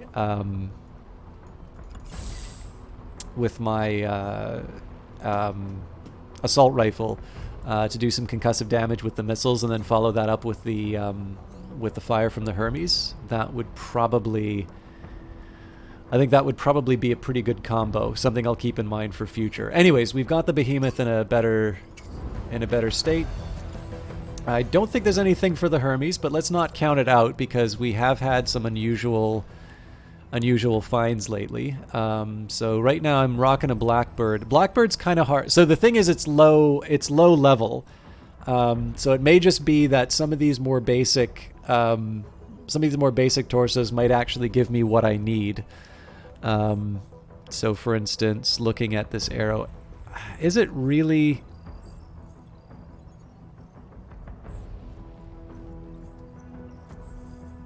Yeah, so why isn't it telling me the actual difference between these things?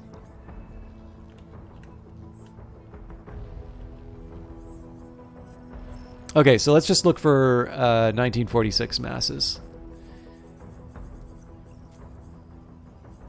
Not a lot of those running around.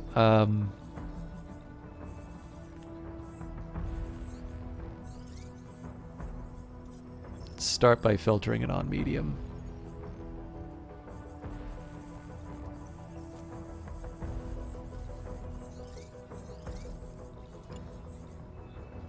I figure even the lights are probably going to have a hard time matching what we've got there. The only thing is it's the 545 that sort of scares me. So this is a pretty high integrity arrow. It's got an offensive subsystem though, so I don't have anything to... Yeah, all of these have got offensive subsystems, so they're not things that I can make lighter. So let's just say for now we're going to keep the Hermes torso the way it is. Again, the thing that really makes this thing sing is its high speed. Of course, that doesn't mean that there aren't other improvements that we can make. Alright, so these legs are great for armor and terrible for mass. The heavy plating probably has something to do with that, though. So let's just, for the sake of curiosity, see what happens if we throw empty plating on it. Am I really out of empty plating? That can't be right. Hey, very nice, Eyes of Sin. What kind of leftovers? Is it hamburgers?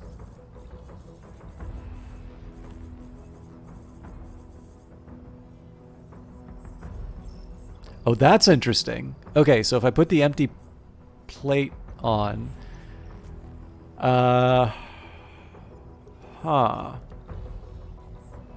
So we get significantly better armor. The catch is that I give up on the heat dissipation. So there's definitely some improvements for me to find. Again, this is the cost of me not doing these upgrades a little bit earlier. It does seem like there's some improvements for me to find.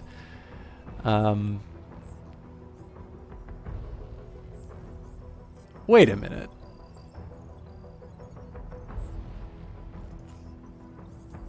Am I going crazy?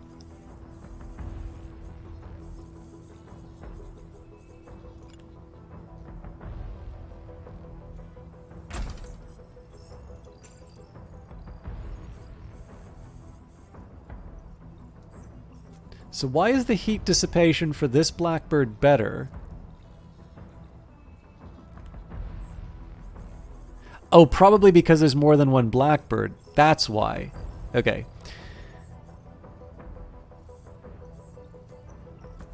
So which one? I think it was the 10s that I was actually... No.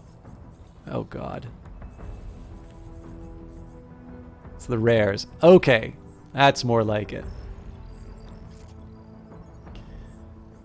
Okay, so it is worse for heat dissipation. Good to know. So I am going to stick these arrows on. I may change it for something else, but these arrows are the new dominant one for now. I'll just give them Arctic. That's not the final livery, but... Sorry to spend so much time on mech construction, but it's clear that I have got some improvements that I can be making to my units. And given that some of these units are not going to be trivial, I want to make sure I'm prepared. Okay, so we will give this, why not an excellent reactor? Okay, so let's switch them back to the skinny legs we had before. I don't even remember what they were. I think they were Noxes. The funny thing is that for the amount of damage these things can absorb and some of the enemies that I'm going up against, I have a feeling that I'm still going to get taken out by a lot of them. But at the very least, I have a little bit more of a fighting chance. I don't think these are the ones that I wanted.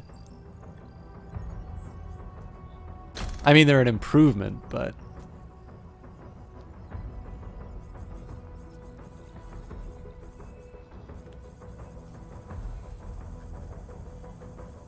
I definitely had a livery for these. There they are. Okay, actually the heat dissipation isn't as good, but I'm committed to these higher quality arrows. Although, I should strip these for the hydraulics. Sorry.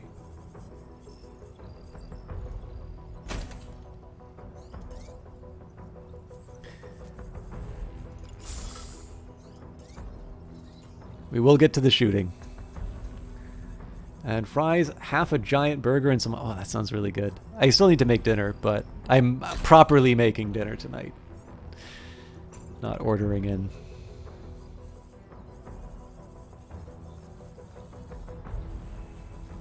Okay, I did see some other colored legs, so I want to see if I can pillage those for anything useful. This isn't that important because it's gray. I mean, I could change the livery if I really wanted. Basic reactor I can live with. It's mostly I just want to make sure that I'm not missing out on any... Okay,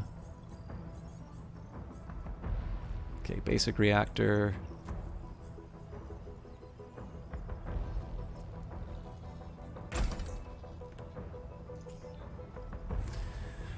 The reason I'm taking the time to do this now is that in the past I have had some trouble finding certain gear, and so I just want to take the chance. I want to take the time now to clear out some of the excellent level parts so that I can augment my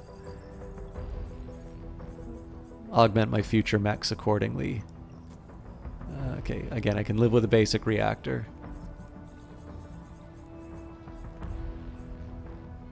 Okay, these were gray. Okay, so it looks like most of this stuff is just some of my early mechs that I never bothered to recolor, probably because it's before I had that coloring scheme that I came up with. So I think the rest of this is just... yeah.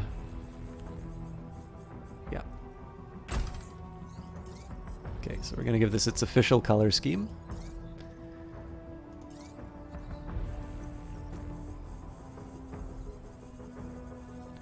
And I'm going to take one more second just to make sure that I don't have a better alternative. But I'm pretty happy with where I'm actually pretty happy with where the Hermes is right now. So essentially I'm just looking for something. So right now this thing's rocking empty plating, which makes its mass very light.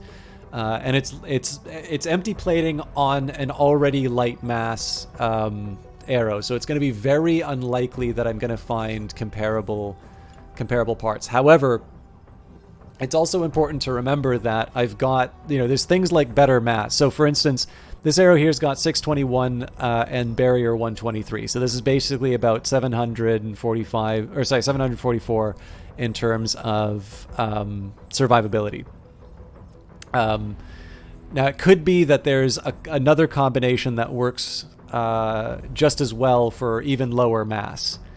Again, with the empty plating, it's less likely that that's going to happen, but I don't want to close myself off to the possibility. The good news is there's only about 3 or 4 blue lights, which means those are the adjustments that I would make to make this thing even lighter. That's clearly not going to happen, so we can pack it away. I don't think I have any additional sidearms. I'd be shocked if there was a new assault rifle in the mix, so we can send that one back. I am happy that this happened with the Hermes because the Hermes is one of the more vulnerable units. Okay, we won't spend too much time on the others, but again, we are going to take some time just to make sure that we don't have any obvious improvements for the Lance. Maybe what I'll do here is just take a look for low-level body parts. We're looking at 10s and 12s. That left arm is looking a bit weak. We've got an excellent capacitor on a VDAR heavy. So like this is strictly dominant, right? Better integrity, better heat sink. If I just stick an excellent capacitor on it,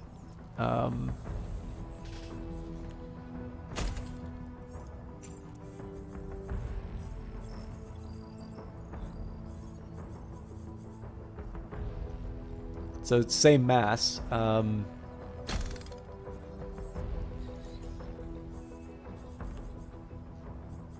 I not have a better excellent capacitor? Okay, well, level 3 it is.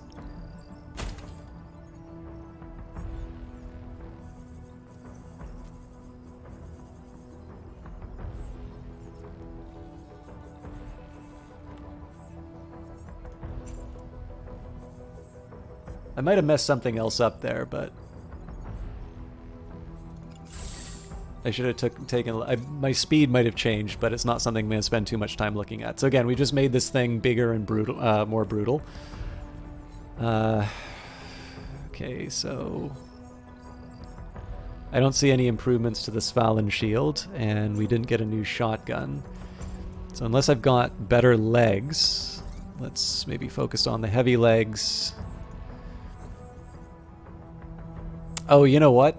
I didn't properly look at the differences in terms of mass and such.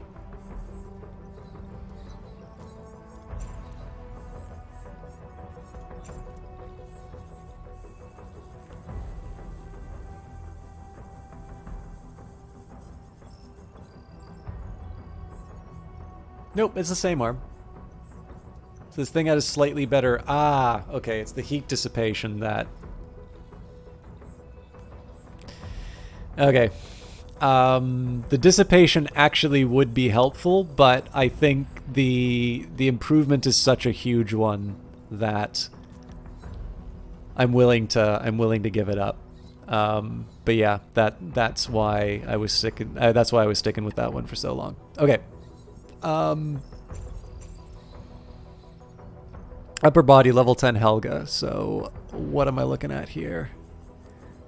Got excellent hydraulics, so unless I can throw that on, it's not even really worth looking. Tell you what, next stream I'm gonna take a closer look at some of these things. One thing I am gonna do though, given the fact that there's been some pretty clear upgrades, I am just going to take a minute here. I'm going to reduce it down to the part type and just make sure that there isn't something that's a huge advantage just by going to a higher level. So for instance, we've got a 25 mass on this 613 body. Let's make sure that we can't find something a little more exciting. So this is a 26 for less survivability. Okay, yeah, it's all Tsubasa. So there's some possibilities. I just don't like the idea of relying so much on barrier on the most important part of the body. Now, left arm, a level 7 Nox. That's a medium. I feel like there might be some opportunities there. So this is 321 integrity.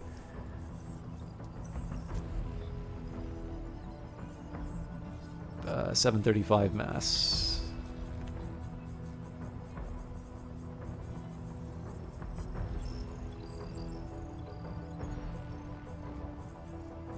Yeah, so that light plating's really doing some pretty good work there. It's the it's the combination integrity and hydraulics. Okay, so this is actually one of the better arms that I could be equipping. Again, that's not to say that there aren't other ways of messing around with these numbers to make it work even better. But I'm sort of looking for quick, cheap upgrades, and I think we are in good shape overall. Maybe the last thing I'll look for is just to make sure that there aren't any more interesting and even bigger acts.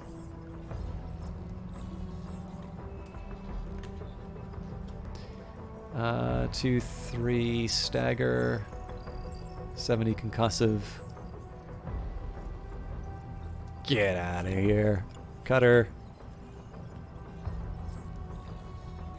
Not even remotely enough stagger damage. Better direct damage though. Not enough concussive. Okay, I think the axe is my new best friend.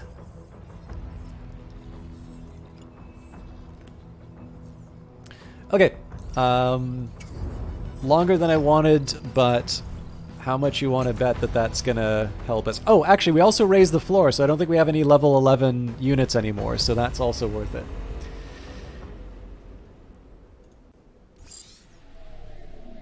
Decelerating. Let's flank and finish them off. So, retreat possible in 3 turns. Doesn't look like... Oh, this is interesting.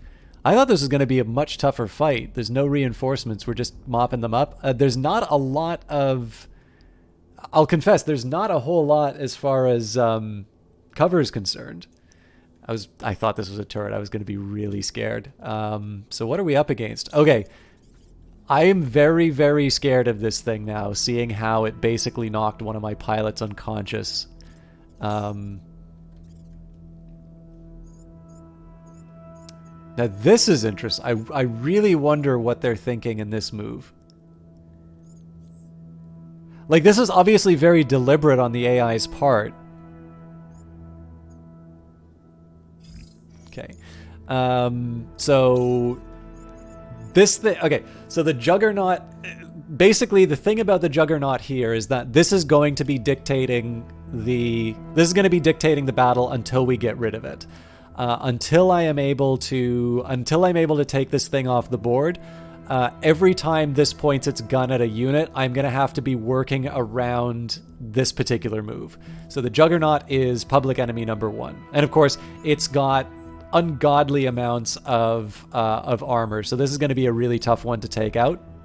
Not impossible, but essentially everything that I do is going to be built around stopping this thing from sort of controlling my turns. So I want to make sure I'm at a proper range.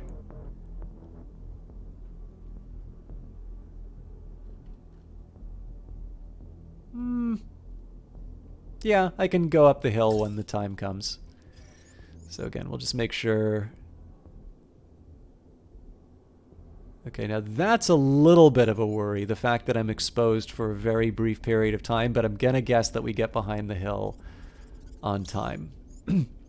So this guy's pretty much neutralized for the turn. I suppose the only thing I could really hope for would be to lob some missiles.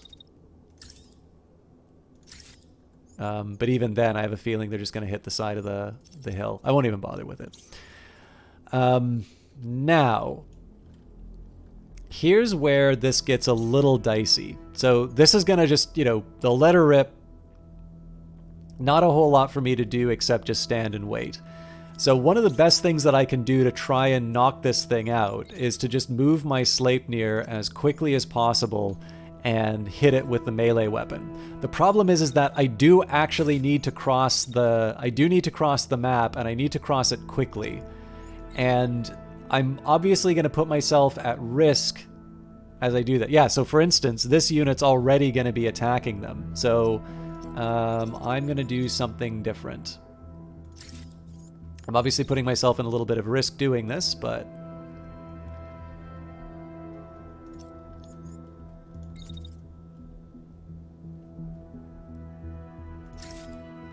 okay, so zip, zip.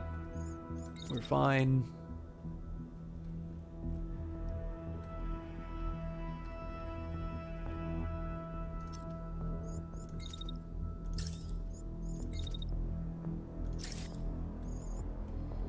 Yeah, so here's the worry, right?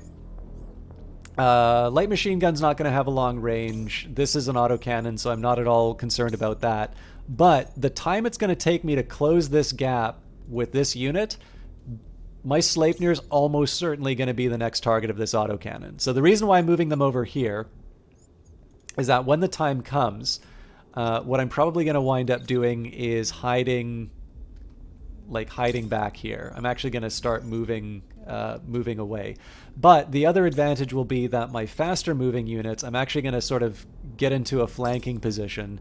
They will also be relatively attractive targets when it comes time to fire the minigun again, or the ultra cannon again. And I'm hoping that, so the worst case scenario, the Sleipnir gets targeted and they're going to have to veer off course to try and get out of the way. Best case scenario is that the Hermes or the Lance becomes the next target. And actually the Lance, I'm just going to move them straight up the middle. Maybe dash at the beginning because they are slow moving. Can I get away with a third? Not unless I want to cook.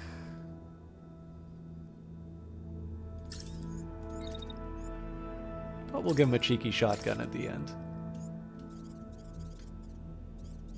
Okay, so more of a positioning turn. You'll also sort of notice that I'm sort of playing the odds a little bit by putting, half of my units to the left while the Sleipnir's on the right. And so a lot of this is about trying to make I mean, again, these people can still run behind a hill themselves. The Lance has a big shield. Now, I don't think the big shield's going to be able to withstand a full blast. So if I just stand and tank the heavy, the full volley is 2,145. So if I just stand and tank that,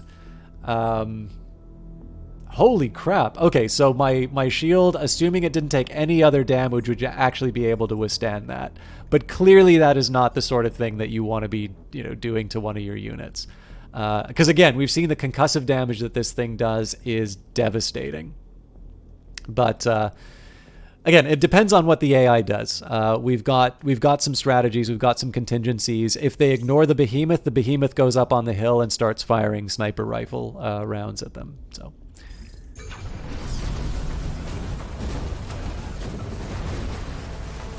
Okay, so they got away without any damage.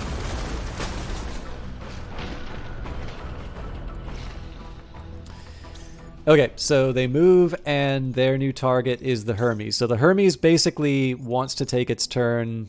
Okay, so I actually have to make myself scarce a lot sooner than I thought I did. So we're just going to move straight behind one of these hills. Actually, I'm so scared of this thing. This may still not be enough cover. I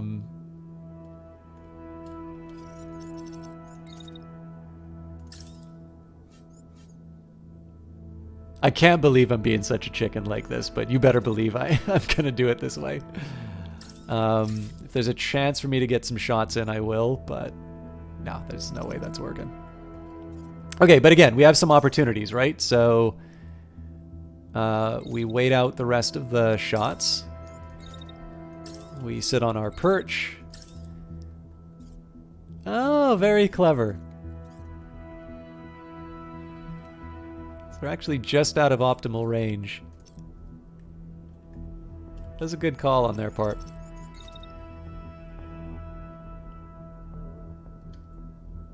How dare these developers make a challenging enemy? Oh no, they're still in the optimal range. Okay. I'm debating as to whether or not I actually want to make a move on the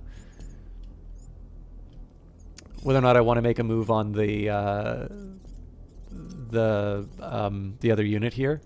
So of course we have better knowledge about the state of the world. So we're in a world now where this heavy unit is going to be firing it's not just going to be firing this weapon, but it's actually going to be firing the weapon for a long time at this side of the map. And that means that we have other opportunities to sort of close in and cause some problems. So first thing I want to do here is deal with the autocannon firing tank. Best way for me to do that is just to fire my shotgun as many times as I can as I'm on my way to... So I'm not going to walk into it just because I'm not fully in a position to... Like, if you put your shield up, you're more protected. And I would rather... Oh, interesting. So they're going to do an attack. Okay, well, with that in mind, I'm actually going to defend myself.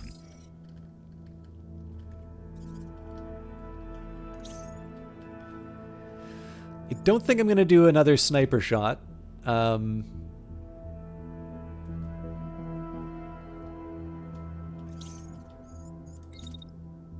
I am, however, going to try and close this distance as quickly as I can. It does put me into a little bit of risk from the autocannon. I might take a little chip damage. Not enough to make me freak out, though. Now, the big question is, can I get an absolutely heroic melee strike in? Oh, it's so close.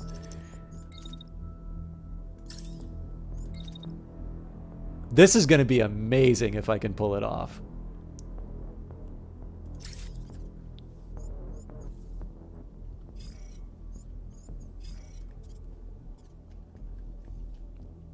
Okay. We're going to do this in slow motion. Okay, so that's down. We don't need to worry about the damage.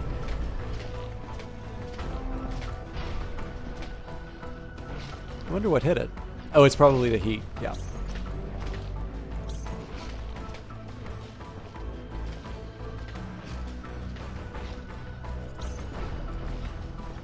Oh no, this isn't down yet. We're gonna do another shotgun attack. It's crashed, so that's still enough.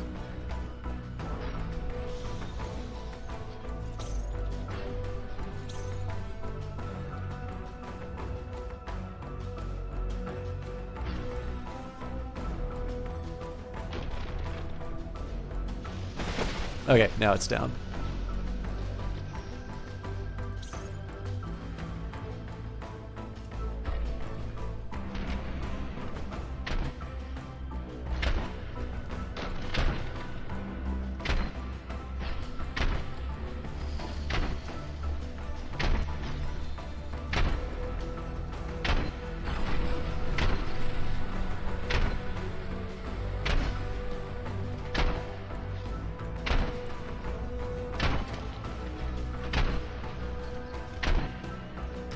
There's a couple of problems with it, Aperture Science, but yes, it is, as a whole, it's an improvement. So you might actually see it here.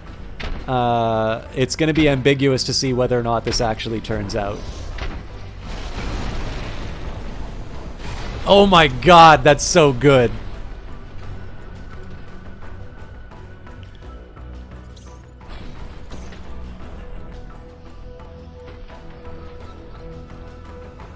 Yeah, never mind. New melee system's awesome.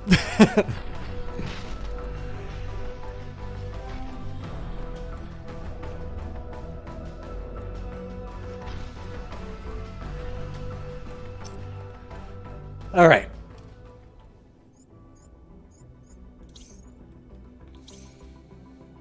So the question is, who do I want to bully? So this one's actually threatening a unit. On the other hand, this is also... Actually, you know what? This one hasn't taken too much damage.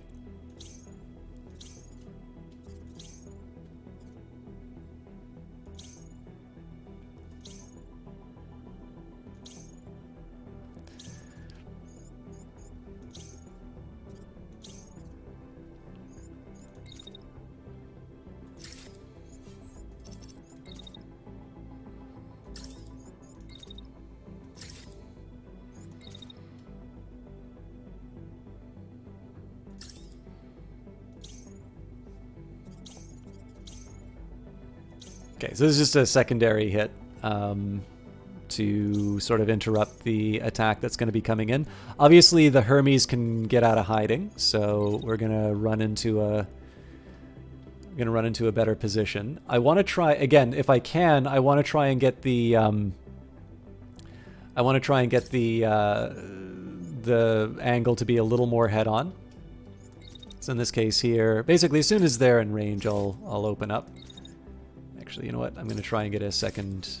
So one will be just sort of a, because I can, sort of a ranged attack.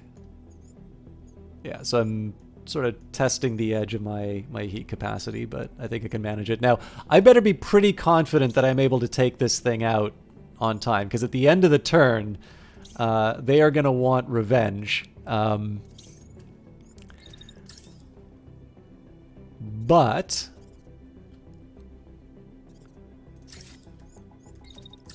why I have a sniper.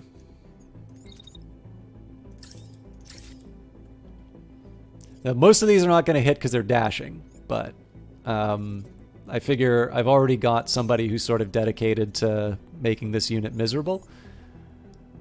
And I'm also going to have some backup. So once this is done...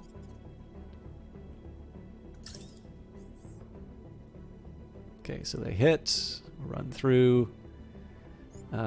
what I want to do here is I actually just want to make sure that I'm standing in the right spot when the enemy unit gets up. Okay, this is actually a little more complicated than I thought because of this hill. So I actually think I'm just going to stay... I think I'm just going to stay put.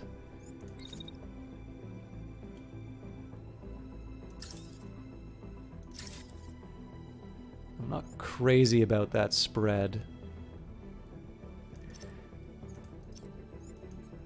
Okay, here's how I'm going to do it instead. So I want to put up the shield in the last possible second to protect my units. And then just before that, I'm going to fire the shotgun. Okay. And we'll do it slow-mo because, let's face it, every time you do a melee attack, slow-mo looks better. So I want to see whether or not you can actually deliver melee attacks on grounded units, because it used to be the case that you can't.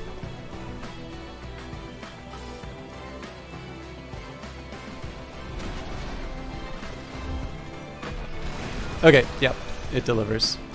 It doesn't extend the time that they're knocked down. Okay, that's beautiful. I was really hoping we'd knock out an arm there. So this thing's going to eject before too long.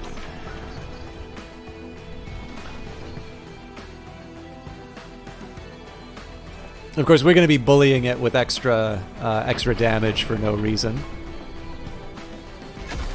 Whoa, what happened there? I guess they took a mulligan.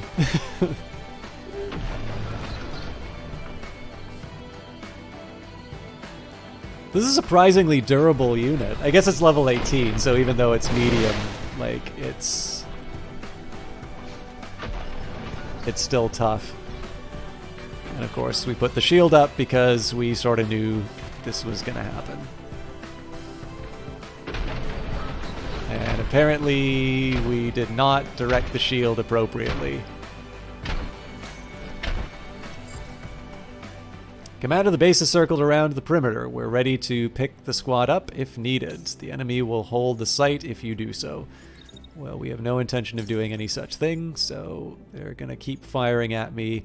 So I'm actually going to do a combination of things. So first of all, I outweigh it, so I'm just going to shove it out of the way while it fires.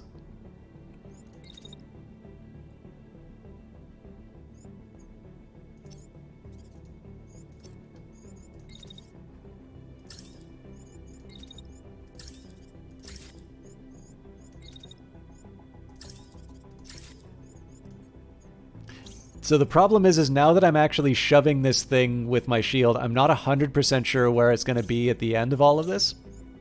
So I'm just going to try and position some of my units into... It's probably overly cautious, actually. Maybe I'll put the melee here.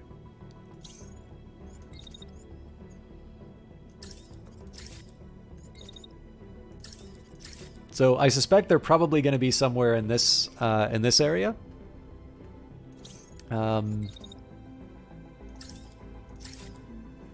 Which is still in range of my sniper, so... And then, of course, we'll just wait for this unit to eject. We did a lot more damage to it than we needed to, but that's life. Okay. We're going to do this at full speed, just because I really want to see what it looks like when this thing charges it with a shield.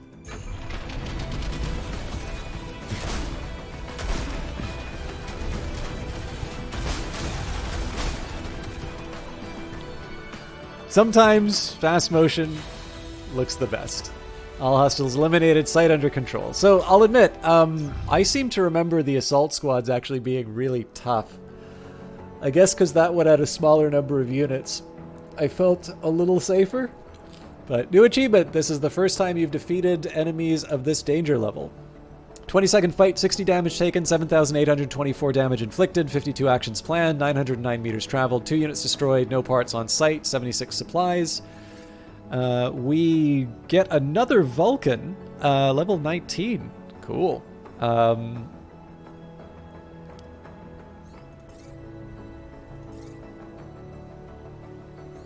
Wait a minute. That was a medium? Cool. Not too much left of that other one. Oh, light of my life. I really want to see what we can do with this thing. You can dispatch a salvage team to the site to recover any usable parts and supplies. However, the mobile base will need to remain stationary with them. Okay, I'm not going to do another battle, but you better believe we are going to see what happens at the end of this salvage.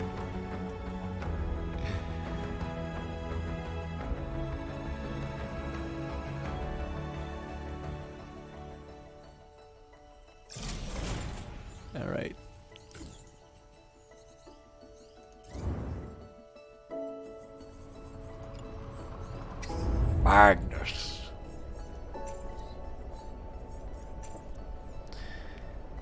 A level 14 Gray Vulcan?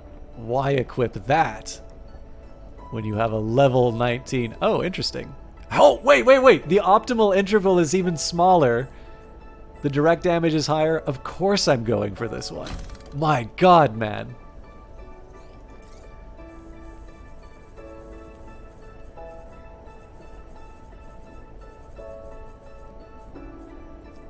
Oh man, that looks so good.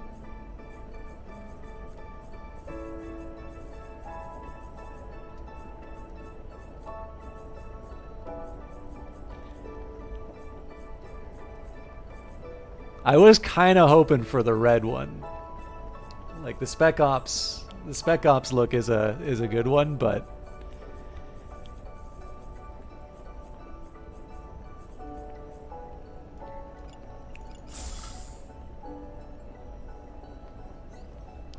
this is a nice. It's a different look, but I'm into this for sure. Speed 4. Oh my god, what did I do? I guess I like went nuts on the heat dissipation for this thing, right? God, I want to like send this thing solo after a region just to see what this thing does. I cannot imagine what it's like to have a speed 4 unit. Then again, like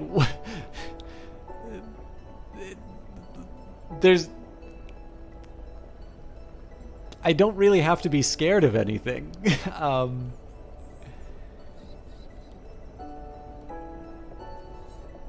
Yeah, I went crazy on the dissipation on anything. I'm assuming it's basically just so I can have this thing constantly firing.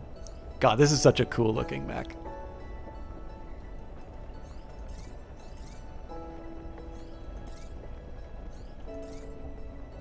They did a really great job with the models on this thing. I cannot wait to put this thing in the field for sure. But that will have to be for another day. Yeah, this was really fun. I mean, again, it's Phantom Brigade. I know it's good to disclose every once in a while that you were given a key for promotional purposes, and that I'm not going to change that now. But there's a reason I keep playing this game, right? It's a I don't know, like it's got.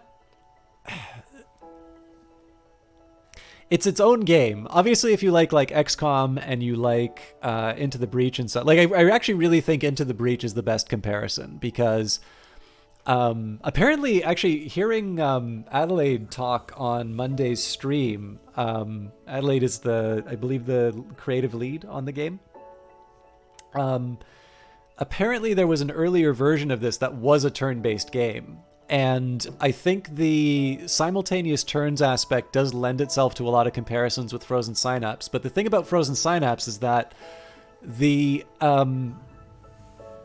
whole point of that game is that you do not have information about what your enemy is going to do. So while it's really easy to see the comparison in terms of the fact that you plan out this turn and then you hit play and you see the awesome stuff happen. The better comparison, in my view, is to Into the Breach, because Into the Breach is such a fun game based on the fact that you have knowledge of what's going to happen and you build your whole turn around that. And I really feel that Phantom Brigade, so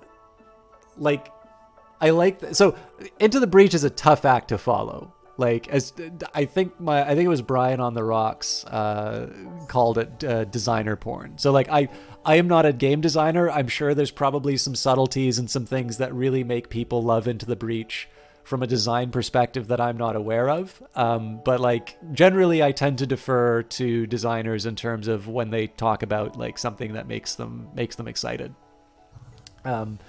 To me as a player, I definitely see the through line between Phantom Brigade and Into the Breach, just because in the end you are presented a strategic situation or tactical moment that you need to navigate. And I do feel that Phantom Brigade is very, especially with, I noticed that there are little tweaks that are happening to the AI that actually make them do some fairly clever things in terms of stopping some of my, I've definitely had a few strategies, and I have noticed as I've played the game over time that the AI is starting to anticipate likely moves that I'm going to make. They'll be attacking certain units that might be creeping out around cover, and I'm having to work around it. I have no idea how they do it.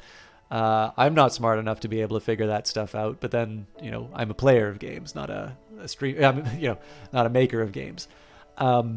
So, with that in mind, I really do like the fact that I'm being presented with these interesting situations. I sort of need to solve the puzzle, but more importantly, I need to solve the puzzle in such a way that I'm not just diffusing the problems that happen in the moment, but that I'm positioning myself so that I can take advantage of a better position in the next turn.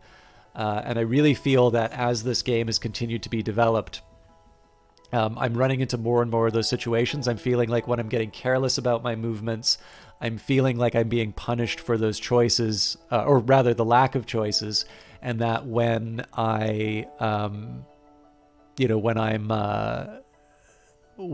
making some conscious choices about saying, I'm putting this unit over here because I know in the next turn I'm going to want to have a clear range of fire over this. Or like we were saying before, right?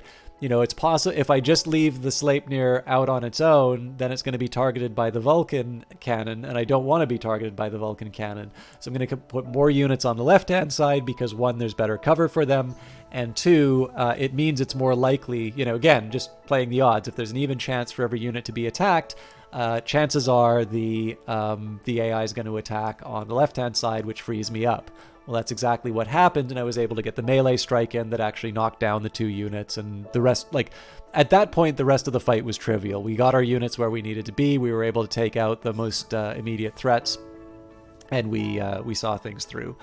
And again, if you make more decisions like that in Phantom Brigade, they tend to reward you. So I think the long-term plan for this game, I'm gonna finish off that one province. We're gonna go seize the capital. I don't know if that means that's the end of the campaign. If there's more regions to go into, I'm really trying to decide if starting a new round would be best, because obviously we've been playing the same save since the game was first released.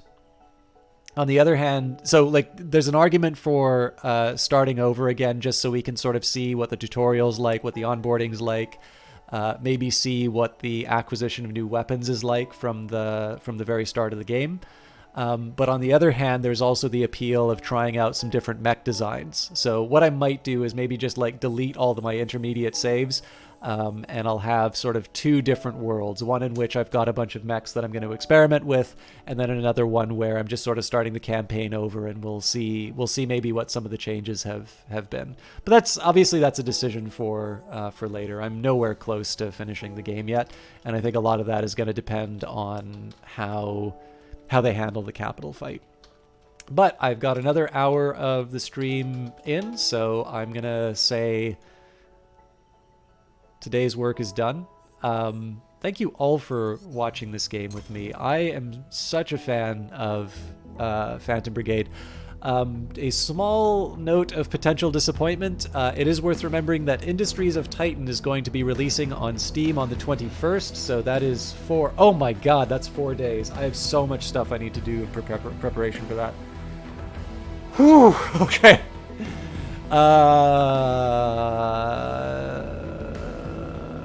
I don't even know what I'm doing with my life anymore. Okay. But with that in mind, obviously that's going to be a really big moment for Industries of Titan. I want to be showing the support for it where I can, and so it is very likely that next week I'm going to be shorting Phantom Brigade a little bit so that I can show some extra support. I might try and put another streaming day in just so I can show some extra Phantom Brigade, but if you are here just to see the mechs fight each other, we may need to wait a week on that. Of course, keep in mind that when Phantom Brigade gets its Steam release, there's going to be a very similar shift that happens, happens then too. So we'll be giving it its due. But as far as the rest of the stream plans are concerned, if I can, I'd like to try and stream tomorrow. I think the likelihood is that I'm going to spend that time doing some other recordings so I can get caught up. Friday, I might put a pin in Hollow Knight for a little while. I think Hollow Knight I'm going to need to spend some time getting better at the bosses, And there is a game that I know some of you are really going to want to see me come back to. So I think I'm going to do that for this Friday. It doesn't mean I'm done with Hollow Knight. It does mean that I'm going to do some more VOD content for Hollow Knight as I work through the bosses. And I'm going to make sure I'm pretty regular with that so that I can go back to some live Hollow Knight. But I think you are all going to be very happy with what I play on Friday. And again, no promises. I may just decide that Hollow Knight's the thing to do. But I feel like, particularly given the struggles that I had with Grim last week, it's going to take me some time to get back through those Pantheons.